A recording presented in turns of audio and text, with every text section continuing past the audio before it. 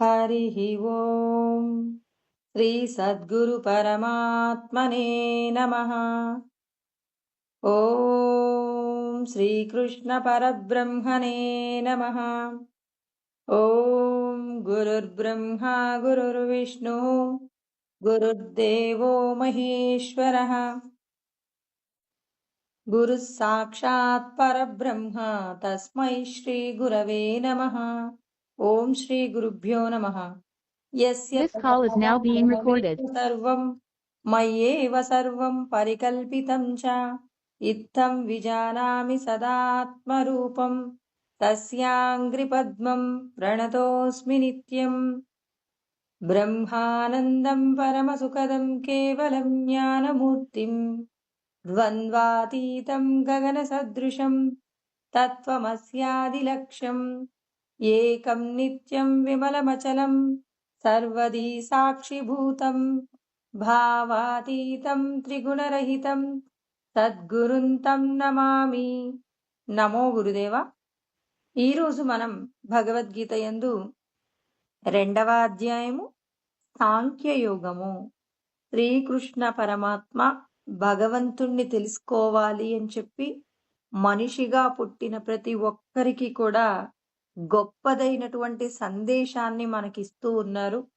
మన లోపట ఉన్నటువంటి శక్తిని మనం తెలుసుకోలేకపోవడం వలన దేహానికి ఉన్నటువంటి కష్ట సుఖాలన్నింటినీ కూడా మనవి అనేటటువంటి భావన చేత మనమందరము కూడా ఈ సంసారం అనే సాగరాన్ని ఈదుతూ దుఃఖపడుతూ ఎన్నో రకాలైనటువంటి ఇబ్బందులు పడుతూ ఉన్నాం.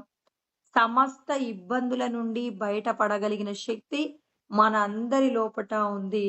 మనం ఎక్కడికి బయటికి వెళ్లాల్సిన అవసరం లేదు. మన లోపట ఉన్న శక్తిని మనం తెలుసుకుంటే మనమందరము కూడా జగన్నియామకులమవుతామని పరమాత్మ సృష్టిలో ఏ ప్రాణికి లేనటువంటి గొప్పదైన అవకాశాన్ని పరమాత్మ మనకు అందిస్తూ ఉన్నారు. ఎవరైతే ఈ మానవ జన్మలో బ్రతికినంత కాలంలో భగవంతుడు చెప్పినట్టుగా అంటే శాస్త్రమునందు చెప్పబడినట్టుగా ఎవరైతే సత్కర్మ చేస్తూ ఫలితాన్ని ఈశ్వరుడికి సమర్పణ చేస్తూ కర్మ చేసిన వారందరూ కూడా మోక్షమును పొందుతారు అంటున్నారు.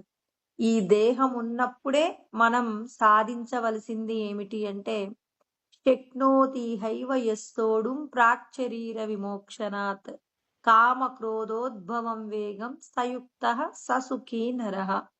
అంటే ప్రతి ఒక్కరూ కూడా తనకొక కోరిక కలుగుతుంది. ఆ కోరిక తీరనప్పుడు కోపం వస్తుంది. కోరిక వలన కలిగేటటువంటి కోపాన్ని ఎవరైతే ఈ శరీరంతో ఉన్నప్పుడే ఈ లోకంలోనే భరించడానికి ఎవరైతే సిద్ధతను పొందుతున్నారో అంటే సంసిద్ధిని పొందుతున్నారో వారు పరబ్రహ్మమును పొందగలుగుతారు అని చెప్పేసి కృష్ణ పరమాత్మ మన అందరికీ కూడా తెలియచేస్తూ ఉన్నారు. అంటే భగవంతుడు ప్రతి ఒక్కరికి కూడా కోరికల వల్ల కలిగేటటువంటి కోపము ఏదైతే ఉందో దానిని భరించడానికి సిద్ధపడతారో అలా సిద్ధపడిన వారందరికీ కూడా మోక్షం దొరుకుతుంది అంటున్నారు. అంటే నాకొచ్చిన కోపాన్ని నేను తట్టుకుంటానండి.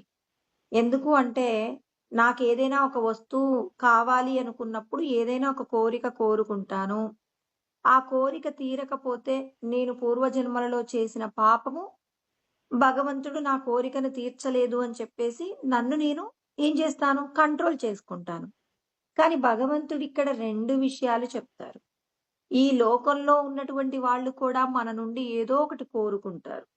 మనకి దేహ సంబంధమైనటువంటి బంధువులు కానివ్వండి, స్నేహితులు కానివ్వండి, ఇలా ఈ లోకంలో ఎవరో ఒకరు మనల్ని ఏం చేస్తారు, ఏదో ఒక వస్తువును కోరుకుంటారండి. మరి కోరుకున్నప్పుడు ఆ వస్తువును మనం ఇవ్వలేకపోయామనుకోండి, అప్పుడు కోపం వస్తుంది. బాగా అర్థం కావాలి అంటే మన ఇంటికి మనకు బాగా దగ్గరగా ఉన్నటువంటి ఒక స్నేహితుడో బంధువో వచ్చారండి. వచ్చినప్పుడు అతడు అనుకున్నాడు అనమాట, మన నుండి చాలా ఎక్స్పెక్ట్ చేసి వచ్చాడనమాట. మనం చాలా ప్రేమగా చూసుకోవాలని అతడు కోరుకున్న విధంగా మనం పంచభక్ష పరమాన్నాలతో భోజనం పెట్టాలి అనుకున్నారు. కానీ మన కుటుంబ పరిస్థితుల దృష్ట్యా మనం వారు కోరుకున్న సౌకర్యాలు ఇవ్వలేకపోయామండి. ఇప్పుడు ఇవ్వలేకపోతే ఆ వ్యక్తికి మన మీద కోపం వస్తుందా? రాదా?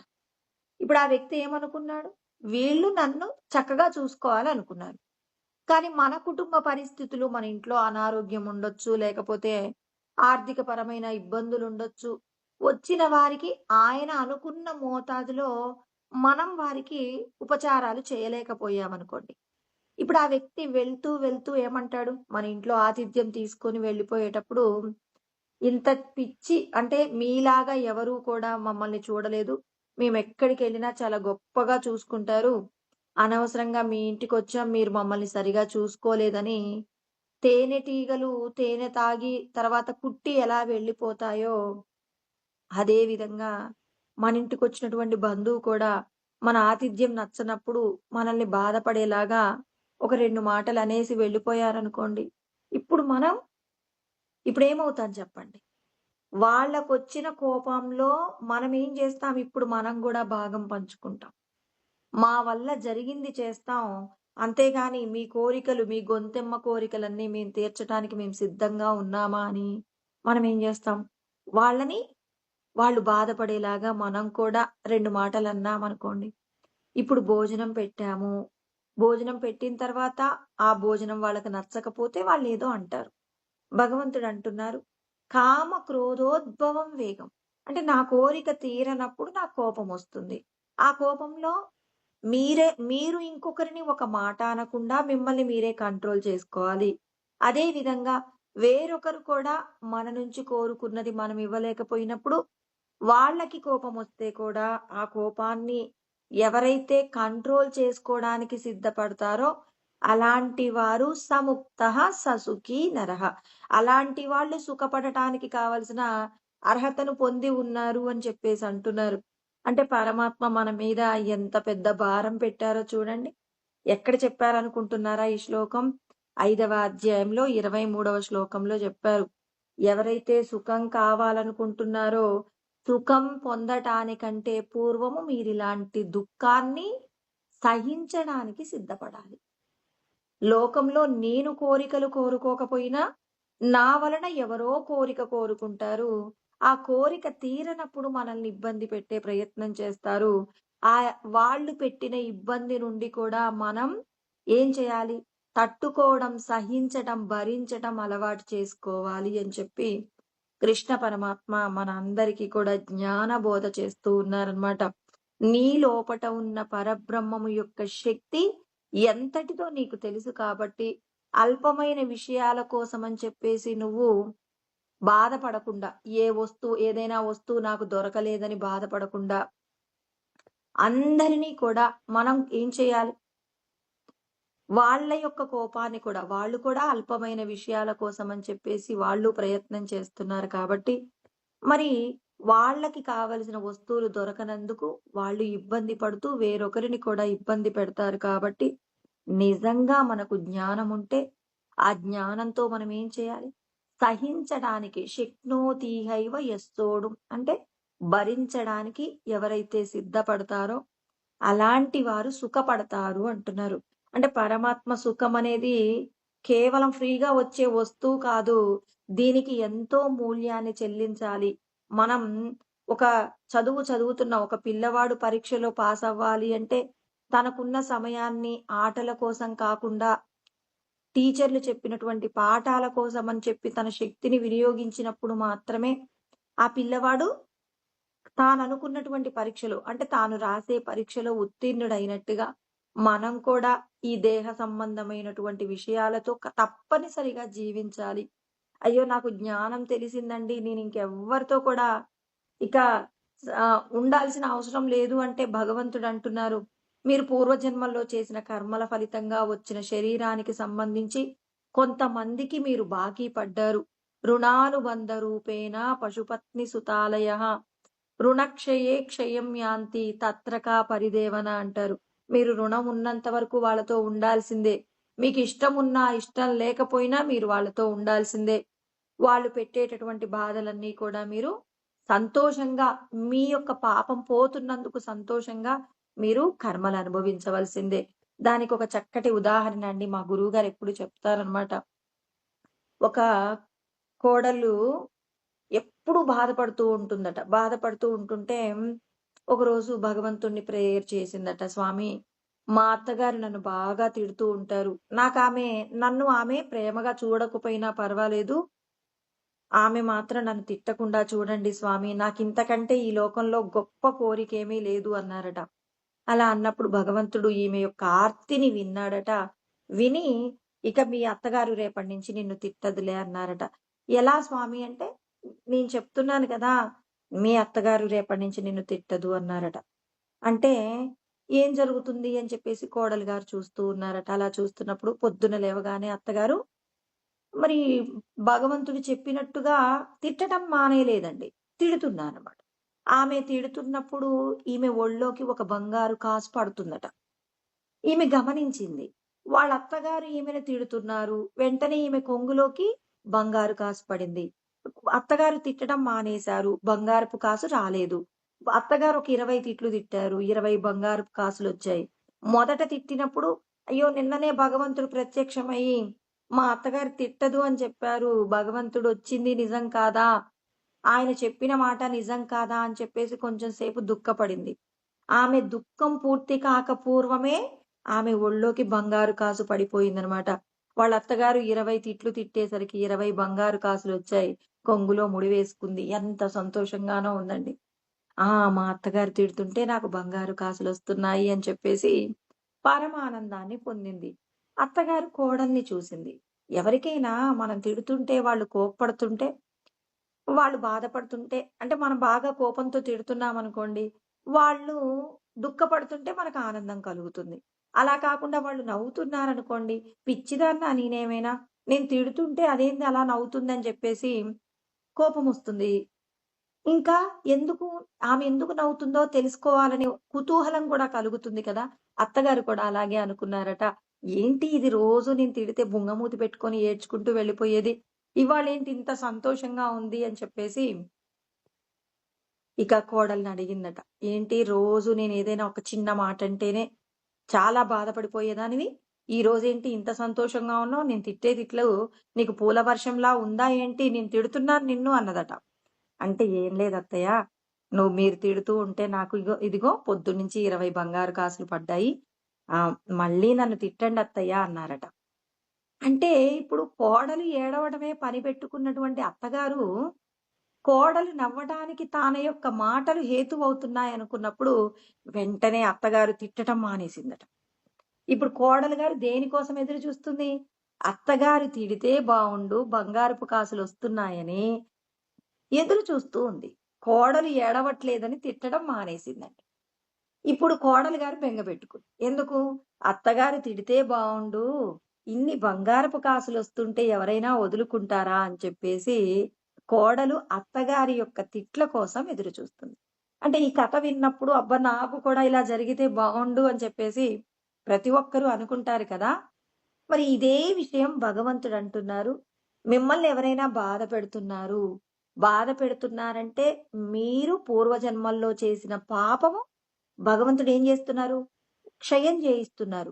అంటే వాళ్ళు తిడుతున్నప్పుడు మనం సైలెంట్‌గా ఉండి ఆహ్, బాధపడ్డామనుకోండి, స్వామి నేనేదో చేసిన తప్పుకు ఈ విధంగా నేనివాళ బాధపడాల్సొచ్చింది. వాళ్ళు తిట్టారు అని చెప్పేసి లోపటున్న భగవంతుడికి ఒక క్షమాపణ చెప్పండి.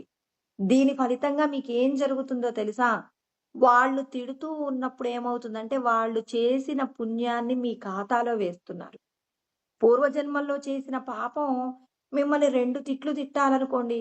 వాళ్ళ ఆవేశంలో 4 తిట్టారనుకోండి. ఇప్పుడు మీ ఖాతాలో ఉన్న మరి 2 తిట్ల పాపం పోయిందండి. అంటే మీ పుణ్యం భగవంతుడు తీసేసుకొని మీ పాపం తీసేశాడు. ఇప్పుడు ఆమె రెండింటికి బదులుగా ఆవేశంలో 4 తిట్టింది కాబట్టి, ఇప్పుడు మీ ఖాతాలో -2 పోయి +2 పడిందండి. అంటే 4లో నుంచి 2 పోయాయి కాబట్టి 2 పుణ్యాలు మిగిలాయి. అంటే మన ఖాతాలో ఎన్నో మంచి పనులు చేస్తే వచ్చే పుణ్యం 2 తిట్లను గనక మనం సహించి, కాసేపు ఎవరైనా తిడుతుంటే సంతోషమేం కలగదు కదండీ! దుఃఖమొస్తుంది. కానీ భగవంతుడు చెప్పారు. ఏం చెప్పారు? మీ ఖాతాలో పుణ్యపు రాశి పెరుగుతుంది అని జెప్పారు. ఇప్పుడేం చేసాం భగవంతుడా? నాకు ఏ పుణ్యాలు వద్దు, ఏ పాపాలు వద్దు స్వామి.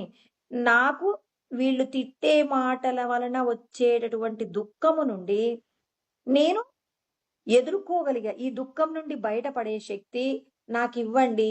నేనేదో తెలుసో తెలియకో పాపం చేశానని భగవంతుడికి ఒక్కసారి క్షమాపణ చెప్పుకొని ధైర్యాన్నివ్వమని భగవంతుడిని ప్రేయర్ చేస్తే చాలట. ఇప్పుడు మనం ఏమవుతున్నాం? భగవంతుడికి దగ్గరవుతున్నాం. అంటే సుఖపడటానికి భగవంతుడు చెప్పిన ఉపాయం ఎంత గొప్పగా ఉందండి. అంటే ప్రతిరోజు మనందరి జీవితాలలో ఇదే జరుగుతుంది. కానీ భగవంతుడు మనకిచ్చిన అహంకారం ఉంది కదండీ! ఆ అహంకారం ఏం చేస్తుందంటే, ఎవరైనా మనల్ని తిడితే వీళ్ళకు తిట్టడానికి అర్హత ఉందా లేదా అని మొదట చెక్ చేస్తాం. వీళ్ళు మాకంటే స్థాయిలో గొప్పవాళ్ళు. పర్వాలేదులే తిట్టని. స్థాయిలో గొప్పవాళ్ళు. వీళ్ళని మనం ఏం చేయగలం? ఏమీ చేయలేం. మనకంటే తక్కువ స్థాయిలో ఉన్న వాళ్ళు మనల్ని తిడుతున్నారు. ఇప్పుడు మనలో ఉన్న అహంకారాన్ని బయటికి తీసుకొచ్చి వాళ్ళని మనం ఏం చేస్తాం? కోప్పడతాం. చూడండి ఇక్కడ ఏం జరిగింది? అంటే మన అహంకారాన్ని అవతలి వాళ్ళు గొప్పవాళ్ళైతేనేమో దాన్ని ఓ ఓపిక పట్టే ప్రయత్నం.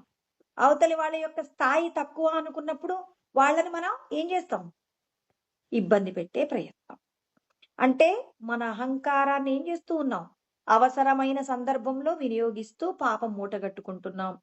మనకంటే ఉపాధిలో గొప్పతనంతో అంటే ధనవంతులో, లేకపోతే ఉద్యోగంలో పై అధికారో, లేకపోతే మన ఇంట్లో ఉన్న పెద్దవాళ్ళు ఎవరో అయితే అప్పుడు ఏం చేస్తాం?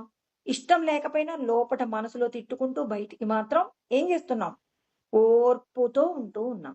ఇక్కడ కూడా మనసుతో ఏమోలే తిడితే తిట్టారనుకుంటామా? ప్రతి కుక్కకి ఒక రోజొస్తుంది. ఏదో ఒక రోజు మిమ్మల్ని నేను ఏదో ఒక సందర్భంలో మిమ్మల్ని కూడా తిడతాను అని ఆ తిట్టే సమయం కోసం మనం కూడా ఎదురు చూస్తూ ఉంటామనమాట. అంటే ఇక్కడ ఏమైనా ఓర్చుకోవడంలో ఏమైనా ఏం చేసాం ఇక్కడ? ఓర్చుకోవడంలో ఎదురు చూపు పెరిగిందండి. ఆ తక్కువ స్థాయిలో ఉన్నవాడినేమో తిట్టాము. అధిక స్థాయిలో ఉన్నవాడిని ఏం చేసాం? వాడి మీద కక్ష తీర్చుకోవడానికి మనం ఏం చేసాం? ఒక పక్కన స్టోర్ చేసుకున్నాం. భగవంతుడా, ఏదో ఒక సమయం వీళ్ళని నేను కూడా తక్కువ చేసి మాట్లాడేటటువంటి అవకాశం నాకు కూడా ఇవ్వండని భగవంతుడికి ఏం చేసాం? మనం పాపము పెంచుకోవడానికి కావలసిన ఫలాన్ని కోరుతున్నామండి. మనమేగా కోరుకున్నది. మనమే కోరుకొని మళ్ళీ భగవంతుడినంటాం, అయ్యో నా ఖాతాలో ఎందుకండి ఇంత పాపం ఉంది అంటే, మనమేగా కోరుకున్నాం. పలానా రోజున పలానా వాళ్ళు మమ్మల్ని ఇబ్బంది పెట్టారండి. వాళ్ళని ఏ విధంగానైనా ఒకరోజు ఇబ్బంది పెట్టే అవకాశం మాకివ్వండి అని కోరుకున్నాం. అవకాశం పరమాత్మ ఏదో ఒక రోజు ఇచ్చాడు. ఇచ్చారు కాబట్టి వాళ్ళని నింద చేశాం.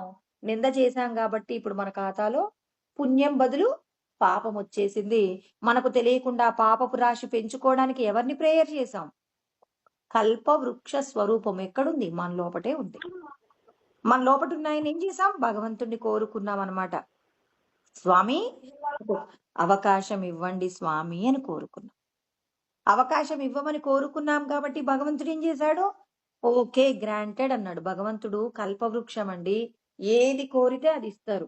అందుకే ఏదైనా కోరిక కోరుకుంటే ముక్తిని పొందడానికి కావలసిన కోరిక కోరుకోవాలే కానీ వాళ్ళ వాళ్ళ మీద పగ తీర్చుకునే అవకాశం ఇవ్వండి స్వామి అని అడగటానికి బదులు భగవంతుడా వాళ్ళు తెలుసో తెలియకో తప్పు చేస్తున్నారు. రజో తమో గుణాలతో కూడి తప్పు చేస్తున్నారు. వాళ్ళ గుణాలలో పరివర్తన తీసుకురండి. పశ్చాత్తాపం పొందేలాగా మీరే అనుగ్రహం చేయాలి. పశ్చాత్తాపానికి మించినటువంటి పరిహారం ఉంటుందా అండి? ఒక వ్యక్తి తప్పు చేస్తే అతడిని శిక్షించడానికి మనం భగవంతుణ్ణి కోరుకోవడం కంటే కూడా స్వామి అతడు పశ్చాత్తాపాన్ని పొందేలాగా మీరే చూసుకోండి అన్నామనుకోండి. పశ్చాత్తాపడటం అంటే నేను ఒక తప్పు చేశాను, పలానా రోజున పలానా వాళ్ళని ఇబ్బంది పెట్టాననే ఆ లోపట గనక అతనికి పశ్చాత్తాపం మొదలైందనుకోండి, అతడు ఎంతగా కృషించిపోతాడంటే ఇక మనం ఆ వ్యక్తిని తిట్టినప్పుడు కూడా ఆ వ్యక్తి పడేటటువంటి ఆ కోపము, ఆ బాధ కంటే పశ్చాత్తాపడితే ఎక్కువగా కృషించిపోతామండి మనం. భగవంతుణ్ణి నిజంగా మనం వేడుకోవాల్సింది ఏంటంటే, స్వామి అతడు చేసింది తప్పు అని పశ్చాత్తాపడేలాగా మీరే అతనికి బుద్ధి చెప్పాల్సి ఉంటుందని పరమాత్మను వేడుకుంటే చాలు. అలా పశ్చాత్తాపం పొందినప్పుడు అతడేమవుతాడు? అతడు చేసిన పాపం నుండి బయటపడతాడు. భగవంతుణ్ణి తెలుసుకోగలిగినటువంటి గొప్ప స్థితిని కూడా పొందుతాడు. చూడండి, మనం కోరిన కోరిక అవతలి వ్యక్తి గొప్పవాడు కావడానికి మనం ఈ భగవంతుడిని వేడుకుంటున్నాం. ఎప్పుడంటే రామరాజ్యంలోనట ఒక కుక్క ప్రశాంతంగా నిద్రపోతుందంటండి. అలా నిద్రపోతూ ఉన్నటువంటి సందర్భంలో ఒక వ్యక్తి ఇంట్లో ఏదో భార్యాభర్త తిట్టుకున్నారండి. ఆ వ్యక్తి ఇక కోపంలో బయటకొచ్చాడు. ప్రశాంతంగా కుక్క ఆ ఇంటి ముందు పడుకుంది. ఈ కుక్క నా ఇంటి ముందు పడుకుందేంటి అని చెప్పేసి పక్కనే ఉన్నటువంటి ఒక కర్ర తీసుకొని దాన్ని కొట్టాడటండి. అలా కొట్టగానే ఆ కుక్క చాలా రోదిస్తూ ఆ వ్యక్తి మీద తిరగబడటం లేదండి. రోదిస్తూ వెళ్ళి రాముడి దగ్గర కూర్చుందట. శ్రీరాముడు అడిగాడట, "ఏంటండి మీ బాధ?" అంటే, "నేను ప్రశాంతంగా పడుకున్నానండి. ప్రశాంతంగా పడుకుంటే ఆ ఇంటి యజమానొచ్చి నన్ను కొట్టారు. అతన్ని పిలిపించండి" అన్నారట. పిలిపించండి అంటే ఆ వ్యక్తిని పిలిపించారు. రామరాజ్యము అంటే ఆ రోజున ఇవన్నీ జరిగాయని అర్థం. ఇప్పుడు ఆ వ్యక్తినొచ్చి నిలబెట్టారట. మరి ఏం శిక్ష వేయాలి అని చెప్పేసి శ్రీరాముడు ఆలోచించి, సరే నేను శిక్ష వేయడం కంటే కూడా ఎవరైతే బాధపడ్డారో, బాధపడ్డ వాళ్ళని ఏ శిక్ష వేయాలో అడిగితే సరిపోతుంది కదా అని శ్రీరాముడట ఆ కుక్కని అడిగారట. మిమ్మల్ని బాధ పెట్టారు కదండీ! ఆ వ్యక్తికి ఎలాంటి శిక్ష వేయమంటారు అంటే, హ్మ్. ఆయనకి పెద్దగా శిక్షలేమి అంటే, నేనొక కోరిక కోరతానండి అన్నారట. సరే నీకు అవకాశం వచ్చింది అడుగు అన్నారు. ఏం లేదండి, అతనికో పెద్ద ఉద్యోగం ఇప్పించండి. అదేంటి శిక్షించమని అడుగుతావనుకుంటే నువ్వు, వాళ్ళకో పెద్ద ఉద్యోగం కావాలంటున్నారు. అవునండి. నేను ఏ ఉద్యోగం ఇవ్వమంటే ఆ ఉద్యోగం ఇవ్వాలి. సరే ఏ ఉద్యోగం కావాలో చెప్పు ఇచ్చేస్తానంటే, దేవాదాయ, ధర్మాదాయ శాఖ యందు అతనికి గొప్ప స్థాయిలో ఉండే ఉద్యోగం ఇవ్వండి అన్నారట. అంటే ప్రతి చిన్న విషయానికి కదిలిపోయేటటువంటి మనస్తత్వం కలిగినటువంటి వ్యక్తికి ఎక్కడ పాపం ఎక్కువ వస్తుంది? దేవాదాయ శాఖ అంటే దేవాలయానికి సంబంధించినటువంటి ఆ విధి నిర్వహణ ఉంటుందండి. గుడికి సంబంధించిన నిర్వహణ. ఆ నిర్వహణలో ఎవడైనా తప్పుగా చేసినా, The person you చిన్న are speaking విషయానికే with has కదిలిపోయే put you. మనస్తత్వం ఉన్నటువంటి వ్యక్తికి పెద్ద శిక్ష పడాలి. అతడు చేసినటువంటి తప్పుకు ఎక్కువ శిక్ష పడాలి అంటే, తాత్కాలికంగా అతనికి గొప్పదైన ఉద్యోగం వచ్చిందండి. ఆ ఉద్యోగంలోకి ఇతనిని పంపించారు. దేవాదాయ, ధర్మాదాయ శాఖలోకి ఎవరిని పంపించాలి? భగవంతుడి పట్ల పరమ భక్తి కలిగి, అందరిలో కూడా దైవాన్ని చూడగలిగినటువంటి వాళ్ళైతే, ఆ ఉద్యోగానికి కావలసినటువంటి కరెక్ట్‌గా అర్హత కలిగిన వాళ్ళండి. కానీ చిన్న విషయానికి చెదిరిపోయే మనస్తత్వం ఉన్న వ్యక్తి ఎన్ని తప్పులు చేస్తాడండి అక్కడ?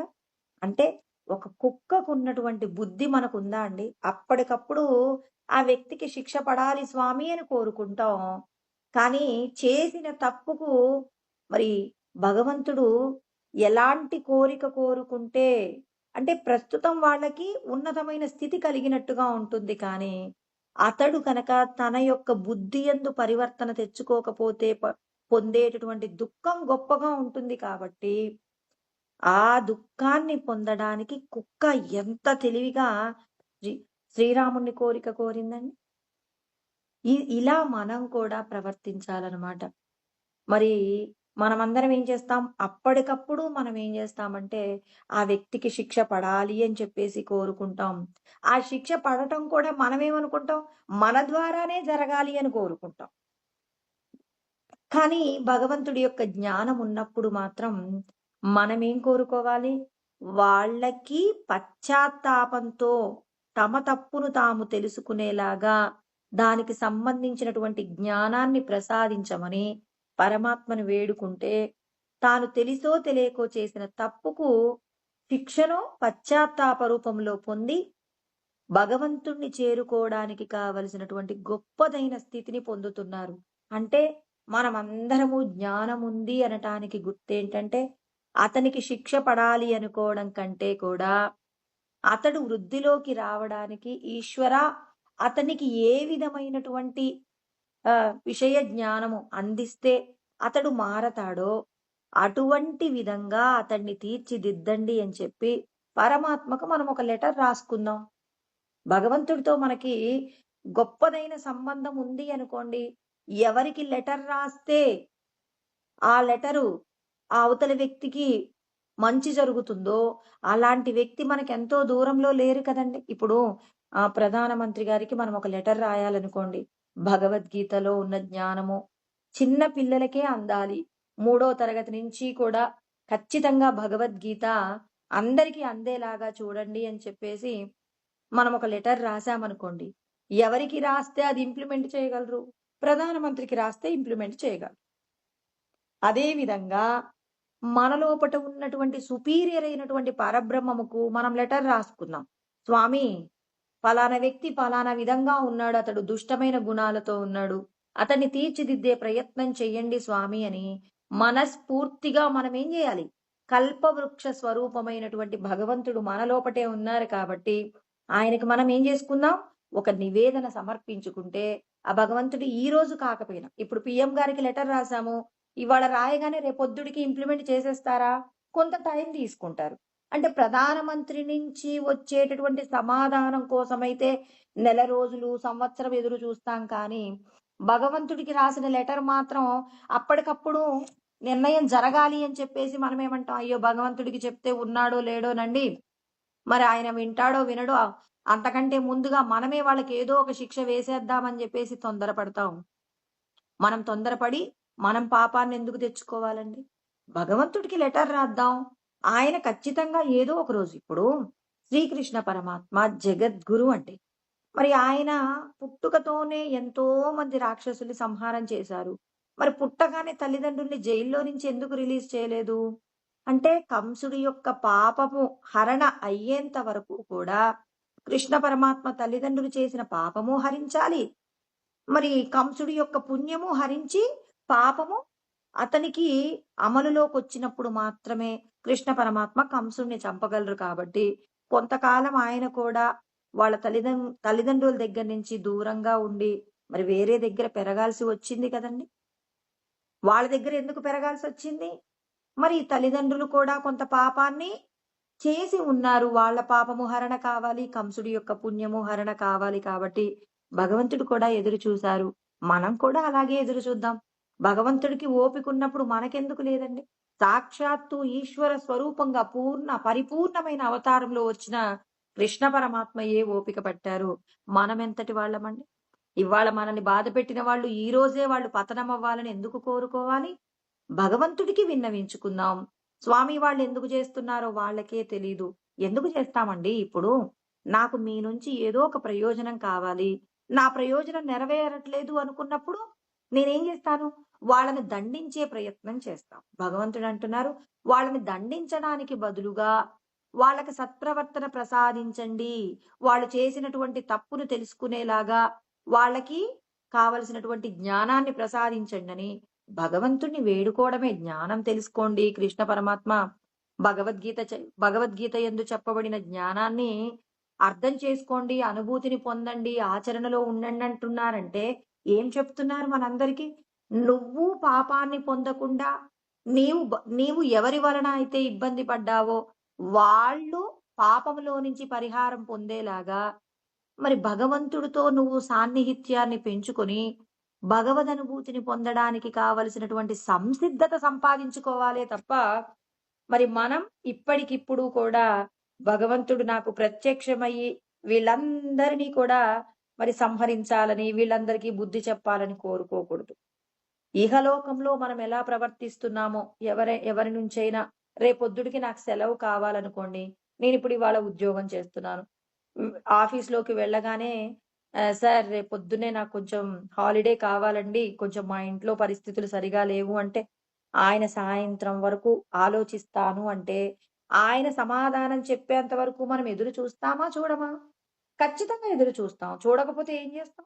ఆయన చివరి టైంలో నో అంటాడో ఏమోనని రేపటి సెలవు గురించి ఈ రోజే ఇంకొక ప్లాన్ గూడా చేసుకుంటాం.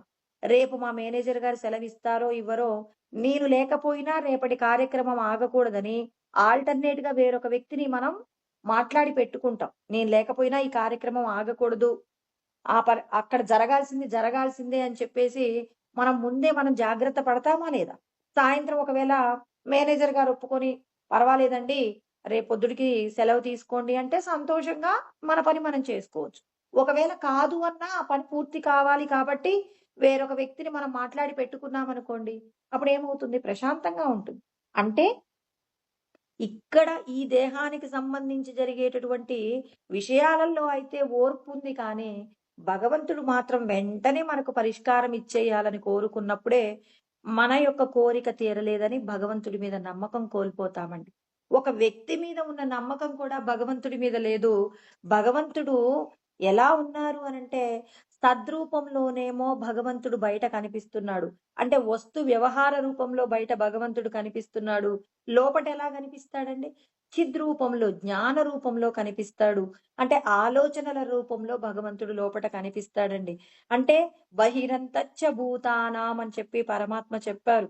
అంటే భగవంతుడు బయట ఉన్నారు, లోపట ఉన్నారంటే బయట ఎలా కనపడుతున్నారు? చర, అచర అంటే కదిలేటటువంటి ప్రాణులు, కదలనటువంటి ప్రాణుల రూపంలో ఈశ్వరుడు కనిపిస్తున్నారు. లోపట ఆలోచనల రూపంలో మనకి భగవంతుడు వివిధ వస్తు రూపాలలో మనం ఏం చేస్తున్నాం? ఆలోచనలు చేస్తున్నాం. అంటే లోపట అంతరంగమునందు ఆలోచనల రూపంలో ఈశ్వరుడు దర్శనమిస్తూ ఉన్నారు. అంటే హ్మ్, భగవంతుడు ఎలా ఉన్నారు? చైతన్య రూపంలో బయట ఉన్నారు.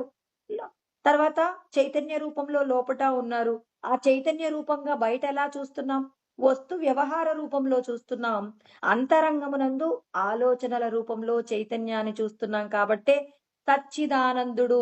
సత్ అంటే బయట ఉన్న వస్తువులలో, చిత్ అంటే అంతరంగమునందు ఉన్నటువంటి చిద్ స్వరూపంగా ఈశ్వరుడు ఎప్పుడు ఆనంద స్వరూపంగా ఉన్నారండి. ఇప్పుడు నా మనసులోకి చైతన్యంలోకి అంటే నేను లోపట ఏదో ఆలోచిస్తున్నాను. ఆలోచిస్తున్నప్పుడు ఒక వ్యక్తి గురించి నేను ఆలోచిస్తున్నాను. ఆ వ్యక్తి ఇప్పుడు దర్శనమయ్యారు. అంటే లోపట చిత్ స్వరూపంగా చైతన్యం ఉంది. ఆ చైతన్యంలో నేను చేసిన ఆలోచనలో ఒక వ్యక్తి వచ్చేసారు. ఆ వ్యక్తి అక్కడున్నారు. ఆ వ్యక్తి ఏదో ఒక పని చేయాలనుకున్నారు. ఎవరో ఆ వ్యక్తి గురించి మనం ఏదో ఒక పని చేయించాలనుకున్నాం. ఆలోచన చేసాం. ఆ ఆలోచన అయిపోయింది. అయిపోయిన తర్వాత కూడా ఇప్పుడు ఇక మనసులో ఏదైనా వస్తువు ఉందా? లేకపోతే ఖాళీగా ఉందా? అని గుర్తించగలిగిందెవరు? అంటే ఆలోచనతో పాటుగానే చైతన్యం వచ్చిందా? చైతన్యంలో ఆలోచన వచ్చిందా? అంటే చైతన్యంలో ఆలోచనొచ్చింది కాబట్టి, ఇప్పుడు మనం ఎవరి గురించి అనుకున్నామో వాళ్ళు వెళ్ళిపోయారు. వచ్చారు, వాళ్ళ పని వాళ్ళు చేశారు, వెళ్ళిపోయారు. తర్వాత అక్కడ ఏ ఆలోచన లేదు. ఖాళీగా ఉంది. అంటే మనసు ఖాళీగా ఉందని గుర్తించిందెవరు? చిత్ స్వరూపంగా ఉన్న చైతన్యం గుర్తించింది. ఇది చాలా కష్టమైన విషయమండి. ఎంత విచారణ చేస్తేనో దాన్ని మనం అనుభూతిలోకి తెచ్చుకోగలము.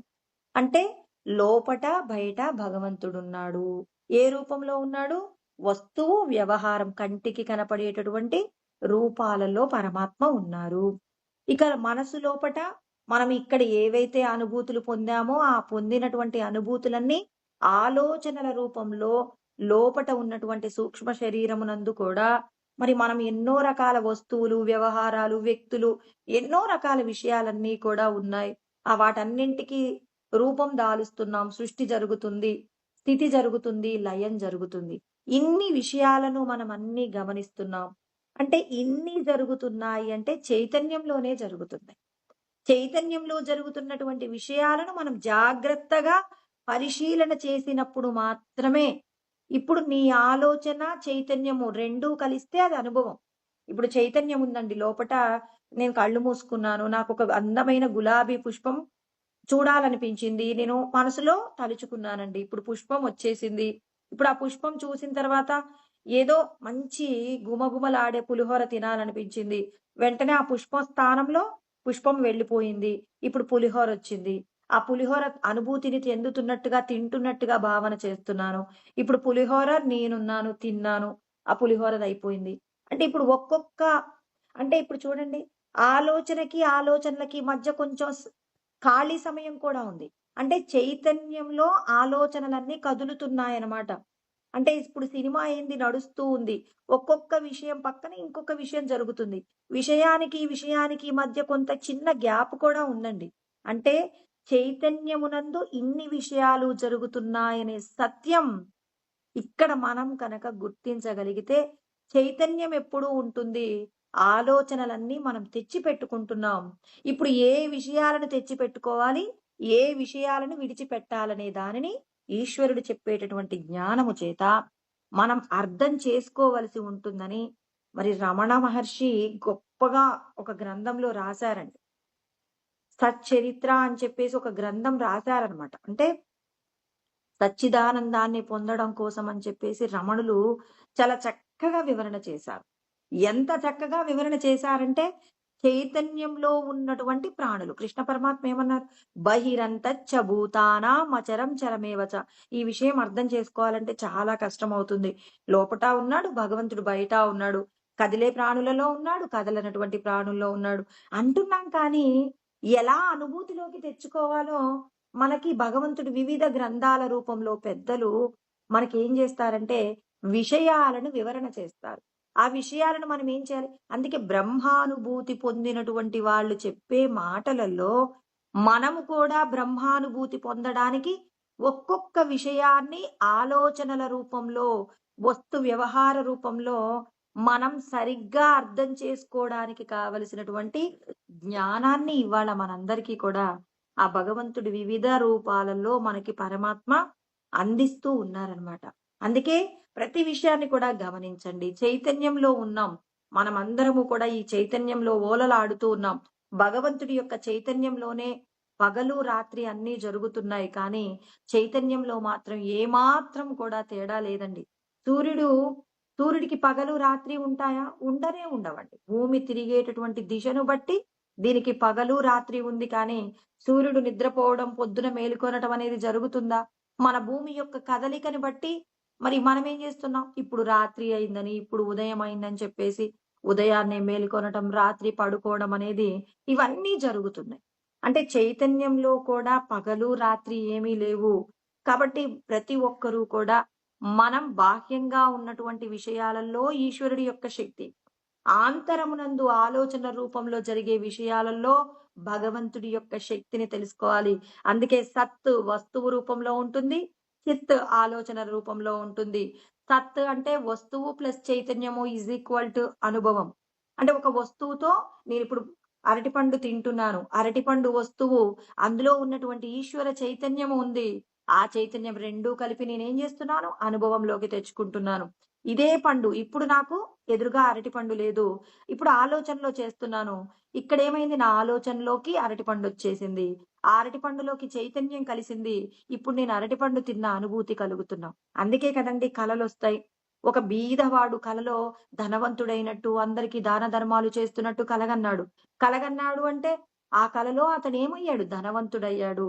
ఆలోచనలలో ఒక వ్యక్తొచ్చాడు. అతడు ధనవంతుడయ్యాడు. ఎన్నో కర్మలు చేశాడు. ఆ ఆలోచనకి ఎవరు శక్తినిచ్చారు? చైతన్యము. భగవంతుడి యొక్క శక్తి చైతన్యాన్నిచ్చింది. చైతన్యం ఇచ్చి అవి రెండూ కలిసి అతనేమయ్యాడు? అనుభూతిని పొందాడు. ఎవరైనా వచ్చి ఆ వ్యక్తిని నిద్ర లేపాడనుకోండి, ఆ వ్యక్తి అంటాడు, అబ్బా! ఎంత మంచి కల చెడగొట్టావురా! నేనిక్కడ లేస్తే అడుక్కొని తినాలి. కలలో మాత్రం అందరికీ దానం చేస్తున్నాను. దానం తీసుకున్న వాళ్ళందరూ నాకు నమస్కారం చేస్తున్నారు. మీరు చల్లగా ఉండాలి, చల్లగా ఉండాలి. మీరెప్పుడు ఇలాగే రాజ్యంలో ఉండాలి. గొప్ప రాజుగా ఉండాలి. మీరు ఏకఛత్రాధిపత్యంగా పరిపాలించాలని ఇలా నన్నందరూ స్తుతి చేస్తున్నారు. నాకెంత సంతోషంగా ఉందో. ఎందుకురా నిద్ర లేపావు అని చెప్పేసంట. అంటే అక్కడ ఏమైందండి? చిత్ అంటే ఆలోచనల రూపంలో చైతన్యం ఏమైంది? మనకు అనుభవాన్నిస్తుంది. ఆ అనుభవంలో కొంతమందికి కొన్ని కలలేమో సంతోషాన్నిస్తాయి. కొన్ని కలలేమో దుఃఖాన్నిస్తాయి. ఇదంతా కూడా చిత్ స్వరూపంగా ఉన్నటువంటి జ్ఞానం, సత్స్వరూపంగా ఉన్నది బయట ఉన్నటువంటి వస్తు వ్యవహారాలతో మనం చేసేటటువంటి దేహ సంబంధమైన నిర్వహణ అంతా కూడా సత్రూపంలో ఉంటుంది కాబట్టి ఆ భగవంతుడు ఎప్పుడూ ఆనంద స్వరూపుడుగా ఉంటారు. ఆ ఆనంద స్వరూపమైనటువంటి భగవంతుణ్ణి తెలుసుకుంటే ఆ ఆనంద స్వరూపుడి యొక్క లీలగా మనం ఈ లోకంలో జరుగుతున్న విషయాలలో ఒక వ్యక్తి కోప్పడుతున్నాడు. అతడు దేని కోసం కోప్పడుతున్నాడు? 10 మందికి మేలు చేయడానికి కోప్పడుతున్నాడా? సొంత కార్యం నెరవేరలేదని చెప్పి కోప్పడుతున్నాడా? సొంత కార్యం యందు తనకు కోరుకున్నది దొరకనందుకు బాధపడుతుంటే అతడు రజో తమో గుణాలతో కోప్పడుతున్నాడు, బాధపడుతున్నాడు. అదే లోక ఉపకారం నిమిత్తంగా ఇతరులకు ఏదైనా మంచి చేయలేకపోయినప్పుడు మరి వాళ్ళ యొక్క నిస్సహాయతను చూసి బాధపడుతున్నాడనుకోండి, కోప్పడుతున్నాడు. వాళ్ళకేదో మంచి చేయాలని చెప్పి పోరాటం చేస్తున్నారనుకోండి, అతడు సత్వగుణము నుంచి మరి విశుద్ధ సత్వగుణంలోకి వెళ్ళిపోగలిగిన గొప్ప స్థితిలోకి వెళ్ళిపోతున్నారనమాట. అంటే ఇక్కడ మనం ఏం చేయాలి? ఇప్పుడు నాకొక లెక్క తెలుసండి. నాకు చాలా సూత్రాలు తెలుసనుకోండి. మ్యాథమెటిక్స్‌లో సూత్రాలుంటాయి. మరి ఆ సూత్రాలు నేర్చుకున్నాననుకోండి, ఇప్పుడు నాకు మ్యాథమెటిక్స్ ప్రాబ్లమ్స్ అన్నీ కూడా చేయగలుగుతాను. చాలా మంది సూత్రాలన్నీ కూడా చెప్తారనమాట. "నీకెన్నొచ్చురా మ్యాథమెటిక్స్‌లో సూత్రాలంటే" 150 సూత్రాలొచ్చంటారు. అబ్బో! సంతోషం రా బాబు! ఇన్ని సూత్రాలొచ్చిన వాళ్ళు చాలా తక్కువ మందుంటారు. ఇంకొక వ్యక్తికి 5 సూత్రాలు మాత్రమే వస్తాయి. వాడికి మాత్రం 100కి 80 మార్కులొస్తున్నాయి. వీడికి 150 సూత్రాలొచ్చు కానీ 4 మార్కులు రావడం గూడా కష్టంగా ఉంది. అదేంట్రా అబ్బాయి నీకు సూత్రాలన్నీ వచ్చు అంటే, నాకు సూత్రాలొచ్చన్నాను గానీ లెక్కలో దాన్ని అప్లై చేయడం రాదు. అవతల వాడికి 5 మాత్రమే తెలుసు. 5ని ఈ లెక్కలలో పరిష్కరించగలిగిన తెలివితేటలున్నాయి. ఇవాళ ఈ కృష్ణ పరమాత్మ చెప్పబడినటువంటి భగవద్గీతలో చెప్పబడిన ఎన్నో ఉపాయాలు మనకు తెలుసు. శ్లోకాలన్నీ మనకు తెలుసు. కానీ ఆ శ్లోకాలలో చెప్పబడినటువంటి తత్వాన్ని అనుభూతిలోకి పొందటం మాత్రం రావట్లేదు. నంబర్‌లొస్తున్నాయి, శ్లోకాలొస్తున్నాయి. కానీ భగవంతుడు చెప్పినటువంటి మరి గుణాలలో మార్పు రావట్లేదంటే వాటిని అర్థం చేసుకోవడంలో, సూత్రాలను తెలుసుకోవడంలో ఉన్నంత ఉత్సాహం వాటిని ఆచరణలో పెట్టుకోవడంలో మాత్రం వాళ్ళు ఫెయిల్ అవుతున్నారు కాబట్టి, మరి వాళ్ళేమవుతున్నారు? జీవితంలో ఫెయిల్ అవుతున్నారు. మ్యాథమెటిక్స్‌లో అన్ని ప్రాబ్లమ్స్ చేయడానికి కావలసిన సూత్రాలున్నాయి. కానీ ఏ లెక్కకు ఏ సూత్రాన్ని అప్లై చేయాలో తెలియని వాడు ఇబ్బంది పడ్డట్టు, భగవద్గీతలో ఉన్న అన్ని విషయాలు నాకు తెలుసంటారు కానీ, భగవంతుడు చెప్పిన త్రిగుణాల మాయలో నుంచి బయటపడడానికి ప్రయత్నం చెయ్యలేకపోవడానికి కారణం, ఆ సూత్రాలను ఎలా వినియోగించాలో మరి వినియోగించాలంటే మనకేం కావాలి? భగవంతుడి మీద భక్తుండాలండి. భగవంతుడి మీద పరమ భక్తి ఉండి, స్వామి నాకిన్ని విషయాలు చెప్పారు. ఇన్ని విషయాలను నేను నా జీవితంలో ఎలా అన్వయించుకోవాలో కూడా మీరే నాకు ఏం చేయాలి? జ్ఞానబోధ చేస్తూ నన్ను నేను సమస్యల్లో నుంచి బయటపడటానికి కావలసిన ఉద్ధతిని మీరు ప్రసాదించండి అని లోపట ఉన్న సర్వేశ్వరుడిని గనక మనస్ఫూర్తిగా వేడుకుందాం. నాకో సమస్య రాబోతుందండి. దీని నుంచి ఎలా బయటపడాలో నాకర్థం కావట్లేదని చెప్పి, ఆ భగవంతుడిని వేడుకుంటే, మన మనసులోకి ఒక శ్లోకమొస్తుంది. ఆ శ్లోకంలో ఉన్న పరిష్కారం చేత మనం సమస్యను పరిష్కరించుకోగలిగిన శక్తిని ఎవరిస్తారు? ఆ సూత్రాలను, ఆ సమస్యలను ఇచ్చేటటువంటి వ్యక్తిని పట్టుకోవాలి. అంటే మనకు సమస్య ఇచ్చేది ఎవరు? భగవంతుడు. మనకు పరిష్కారంగా భగవద్గీతలో చెప్పబడిన విషయాలను ఇచ్చిందెవరు? ఆ భగవంతుడు. వాటిని పరిష్కరించుకోవడానికి కావాల్సిన తెలివితేటలు ఎవరియ్యాలి? పరమాత్మయే ఇవ్వాలి. అంటే మనం నాకిన్ని శ్లోకాలొచ్చు గదండీ! భగవంతుడితో నాకేం ప్రమేయం అంటే? ఏం ప్రమేయం అంటే, ఆ సూత్రాలను అప్లై జేయడానికి గావాల్సిన శక్తి ఇచ్చేది ఆయనే. శ్లోకాలు నేర్చుకోవడాని వరకు నీకు సమయం ఇచ్చారు. కానీ భగవంతుడిని పరిష్కారం కూడా ఇవ్వమని లోపట ఉన్నటువంటి భగవంతుడి మీద నీకున్నటువంటి అచంచలమైన విశ్వాసమే నిన్నేం చేస్తుంది? భగవంతుడి యొక్క పాదాలను చేరడానికి కావలసిన స్థితి ఇస్తుంది. అందుకే ఇక్కడ ఆయన ఏం చెప్పారు? యా నిశా సర్వభూతానాం తస్యాం జాగర్తి సంయమి యస్యాం జాగ్రతి భూతాని సా నిశా పశ్యతో మునేహ్ అన్నారు. అంటే ఇంద్రియ నిగ్రహం అనేది జ్ఞానికి ఉంటుంది. ఇంద్రియ నిగ్రహం పోగొట్టుకోవడం అనేది అజ్ఞానిగా ఉంటాడు. అంటే జ్ఞాని ఏం చేయాలి? ఎప్పుడూ కూడా ఇంద్రియాలను నిగ్రహిస్తూ ఉంటాడు కాబట్టి, దేహ సంబంధమైనటువంటి మరి భార్య, బిడ్డలు, ఈ లోకంలో తన యొక్క ఉద్ధతి, వీటన్నింటి గురించి కూడా ఆయన ఏం చేస్తాడు? ఎప్పుడూ ఆసక్తి లేకుండా భగవంతుడు ఏం చెప్పారు? ఆసక్తిరనభిష్వంగః పుత్రదార గృహాదిషు. భార్య, బిడ్డలు, సంసారం వీటికి సంబంధించిన సంపదలు వీటన్నింటి పట్ల ఆసక్తతతో ఉంటాడు. ఈశ్వరుడు నాకెప్పుడు ఏది ఇవ్వాలో ఆయన చూసుకుంటాడు. ఆయనే ఇచ్చేస్తాడని చెప్పేసి ఆయన మీద పూర్తిగా భారం వేసేసి దేని పట్ల కూడా వ్యామోహాన్ని కలిగి ఉండకుండా ఈశ్వరుడు తనకు అప్పజెప్పిన పనిని మాత్రమే చేస్తాడు. అతను చేసే పనిలో ఏమాత్రము స్వార్థం లేకుండా నిస్వార్థంగా 10 మందికి మంచి చెయ్యాలనే కుతూహలం తప్ప తన యొక్క స్వార్థము అల్లుకొని ఉండటాన్ని మరిచిపోతాడు జ్ఞాని. అంటే తన సుఖాన్ని ఏమీ ఆలోచించడు. ఎప్పుడూ కూడా పరుల యొక్క ఉపకారం గురించి ఆలోచిస్తాడు. ఇతడిని సంయమి అంటే మనో నిగ్రహం, ఇంద్రియ నిగ్రహం కలిగినటువంటి వ్యక్తి. మరలా ఉండాలంటే ఏం కావాలి? మునేహి మననశీలుడు. అంటే ప్రతి విషయాన్ని కూడా విచారణ చేస్తూ ఉంటారు. ఈ దేహంలో నేనున్నాను. నా స్వధర్మం ఏంటి? నేను ఆత్మస్వరూపము. మరి నా పరధర్మం ఏంటి? దేహానికి సంబంధించిన విషయాలు. పరధర్మాన్ని విడిచిపెడదామా? దేహ సంబంధమైన విషయాలలో నువ్వు చేసే సత్కర్మయే లోపట ఉన్నటువంటి జీవుడికి ఉద్ధరణ కాబట్టి ఈ దేహం ఏదైతే ఉందో దీనితో ఎప్పుడూ సత్కార్యాలే చేయాలి. ఇప్పుడు ఈ శరీరం నేననుకున్నప్పుడు బయట ఈ దేహానికి సంబంధించి ఉన్న జగత్తంతా కూడా పరధర్మం అవుతుంది. ఇప్పుడు నేనేం చేయాలి? ఈ సమాజమంతా గొప్పగా ఉండడానికి ఈ దేహంతో నేను పరులకు ఉపకారం చేయాలి. చూడండి భగవంతుడు సొంత విషయానికి ఈ దేహానికి సంబంధించిన విషయంగా మాట్లాడితే లోపట నేనున్నాను సచ్చిదానంద స్వరూపము. నేను నా యొక్క ధర్మము స్వధర్మము. ఈ లోపటున్న జీవుణ్ణి విడిపించడానికి నిష్కామ కర్మ. దానికోసం నేను దేన్ని వినియోగించుకోవాలి? నేను ఏ శరీరాన్నైతే ఉపయోగించుకుంటున్నానో ఆ శరీరంతో సత్కర్మ చేయాలి. ఆ సత్కర్మతో చేయడానికి కూడినటువంటి దేహము ఈ పరధర్మము. ఈ దేహమే నేనైనప్పుడు ఈ దేహము స్వధర్మము. ఈ దేహానికి సంబంధించిన కులము, దీనికి సంబంధించిన ధర్మాలు, భార్య, బిడ్డలు ఇవన్నీ స్వధర్మమైతే తర్వాత ఈ సృష్టిలో అంటే ఈ జగత్తులో మనం ఒక ఊర్లో ఉన్నాం. ఈ ఊర్లో మిగిలిన వాళ్ళందరూ కూడా వాళ్ళందరితో మనం నిర్వహించేటటువంటి నిర్వహణ ఇది పరధర్మమే అయినా మనం ఏం చేయాలి? అందరితో మంచిగా ఉండాలి కదా! నోరు మంచిదైతే ఊరు మంచిదవుతుంది. నువ్వు చేసే సత్కార్యాలు ఈ లోకమంతా కూడా నిన్నేం చేస్తుంది? మరి నువ్వు బావుండాలి అని ఆశీర్వదిస్తుంది. అంటే ఈ శరీరానికి సంబంధించినటువంటి సత్కర్మ లోకంలో 10 మందికి గనక ఉపయోగపడితే, ఆ 10 మంది నుంచి నీకేమవుతుంది? ఆశీర్వాదం వస్తుంది. ఆ ఆశీర్వాదం ఏమవుతుంది? నీ లోపటున్నటువంటి అంటే ఈ శరీరం లోపటున్న జీవుణ్ణి విడిపించగలిగిన సంసారం అనేటటువంటి బంధనంలో నుంచి విడిపించడానికి కావలసిన స్థితి అండి. అంటే ఇదంతా దేని ద్వారా జరుగుతుంది? మునేహి అంటే విచారణ ద్వారా జరుగుతుంది. విచారణ చెయ్యాలి. చక్కగా మనం దానిని ఆచరణలో పెట్టుకోవాలి. అందుకే అజ్ఞాని ఏం చేస్తాడు? ఎప్పుడూ భోగ సంబంధమైన విషయాల కోసం పరిగెడతాడు. దైవ సంబంధమైన విషయాలను వెనక్కి నెడతాడు. జ్ఞాని ఏం చేస్తాడు? దేహ సంబంధమైన విషయాలలో ఆసక్తి తగ్గించుకుంటాడు. దైవ సంబంధమైన కార్యాలు చేయడంలో ఎప్పుడు కూడా సంసిద్ధతను కలిగి ఉంటాడు. అందుకే కృష్ణ పరమాత్మ మనందరికీ కూడా చెప్తున్నారు.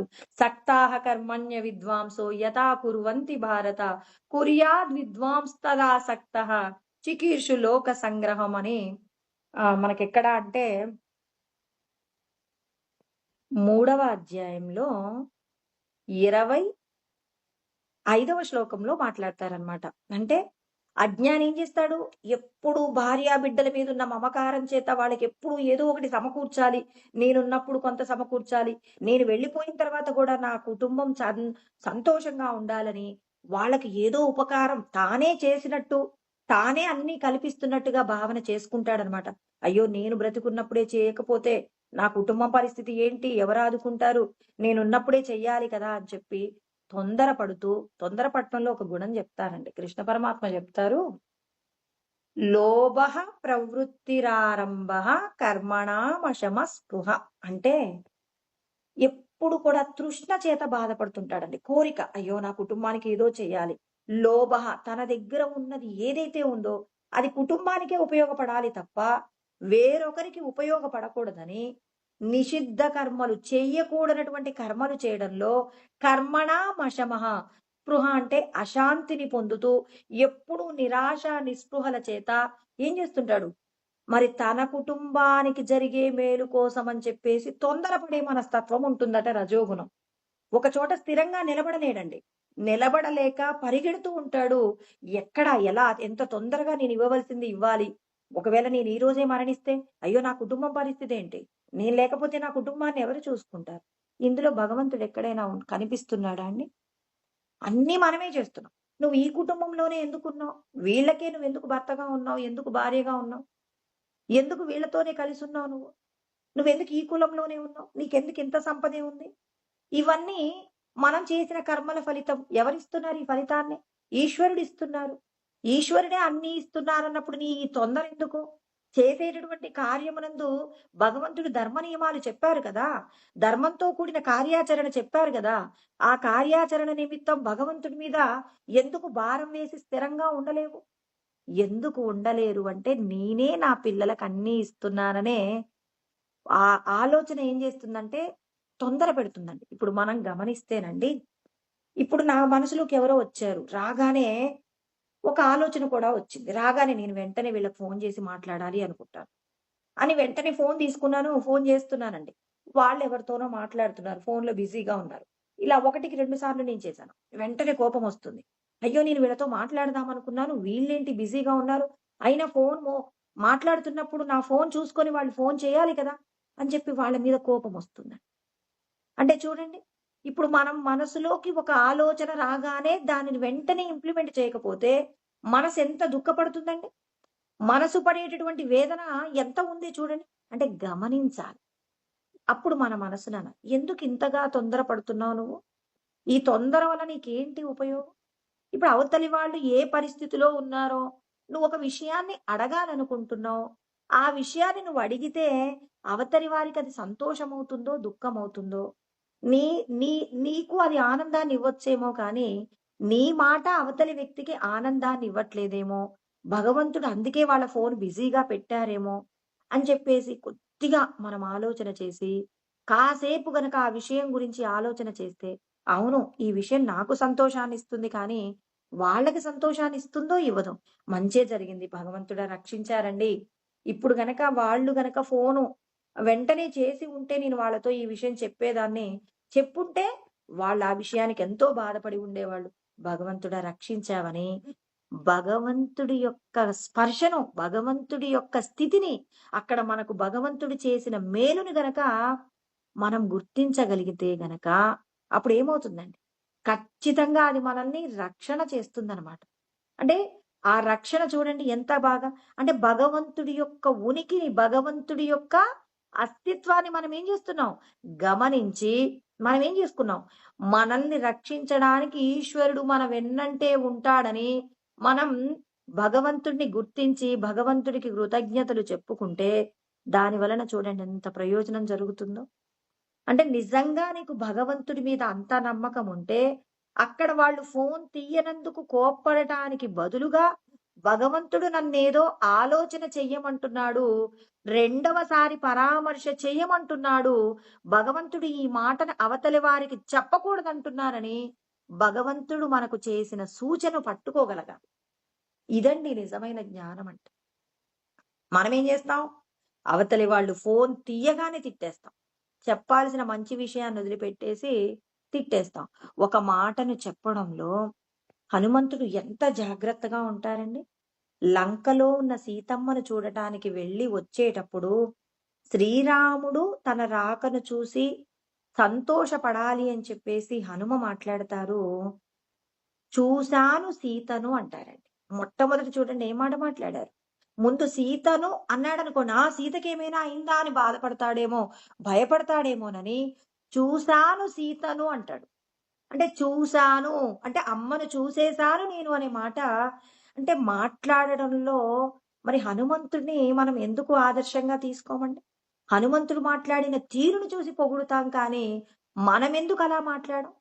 అవతలి వ్యక్తికి ఆనందం కలిగించే మాటయే ముందు మాట్లాడాలని, దుఃఖాన్ని కలిగించే మాటను తర్వాత చెప్పాలని అందుకే కదండీ మనకు పెద్దలు ఏం చెప్తారు? భోజనానికి ముందుండాలి. అంటే మంచి విషయం చెప్పడానికి ముందుండాలి. దెబ్బలకు వెనకుండాలి. అంటే ఏంటిక్కడ? అంటే ఎప్పుడు భోజనం విషయంలోనే వాడుకొని, అయ్యో! భోజనానికి ముందుండాలని చెప్పేసి ఎంతమందున్నా తొందరపడిపోయి వెళ్ళిపోవడం కాదు. మంచిని ముందు అందరికీ పంచండి. చెడును చెప్పడానికి కాస్త ఆలోచించండి అని చెప్పి మనకు పెద్దలు చెప్పిన ఒక్క మాటలో ఎంతటి జ్ఞానం ఉందండి. ఇంతటి జ్ఞానముతో కూడి కర్మ చేయాలి.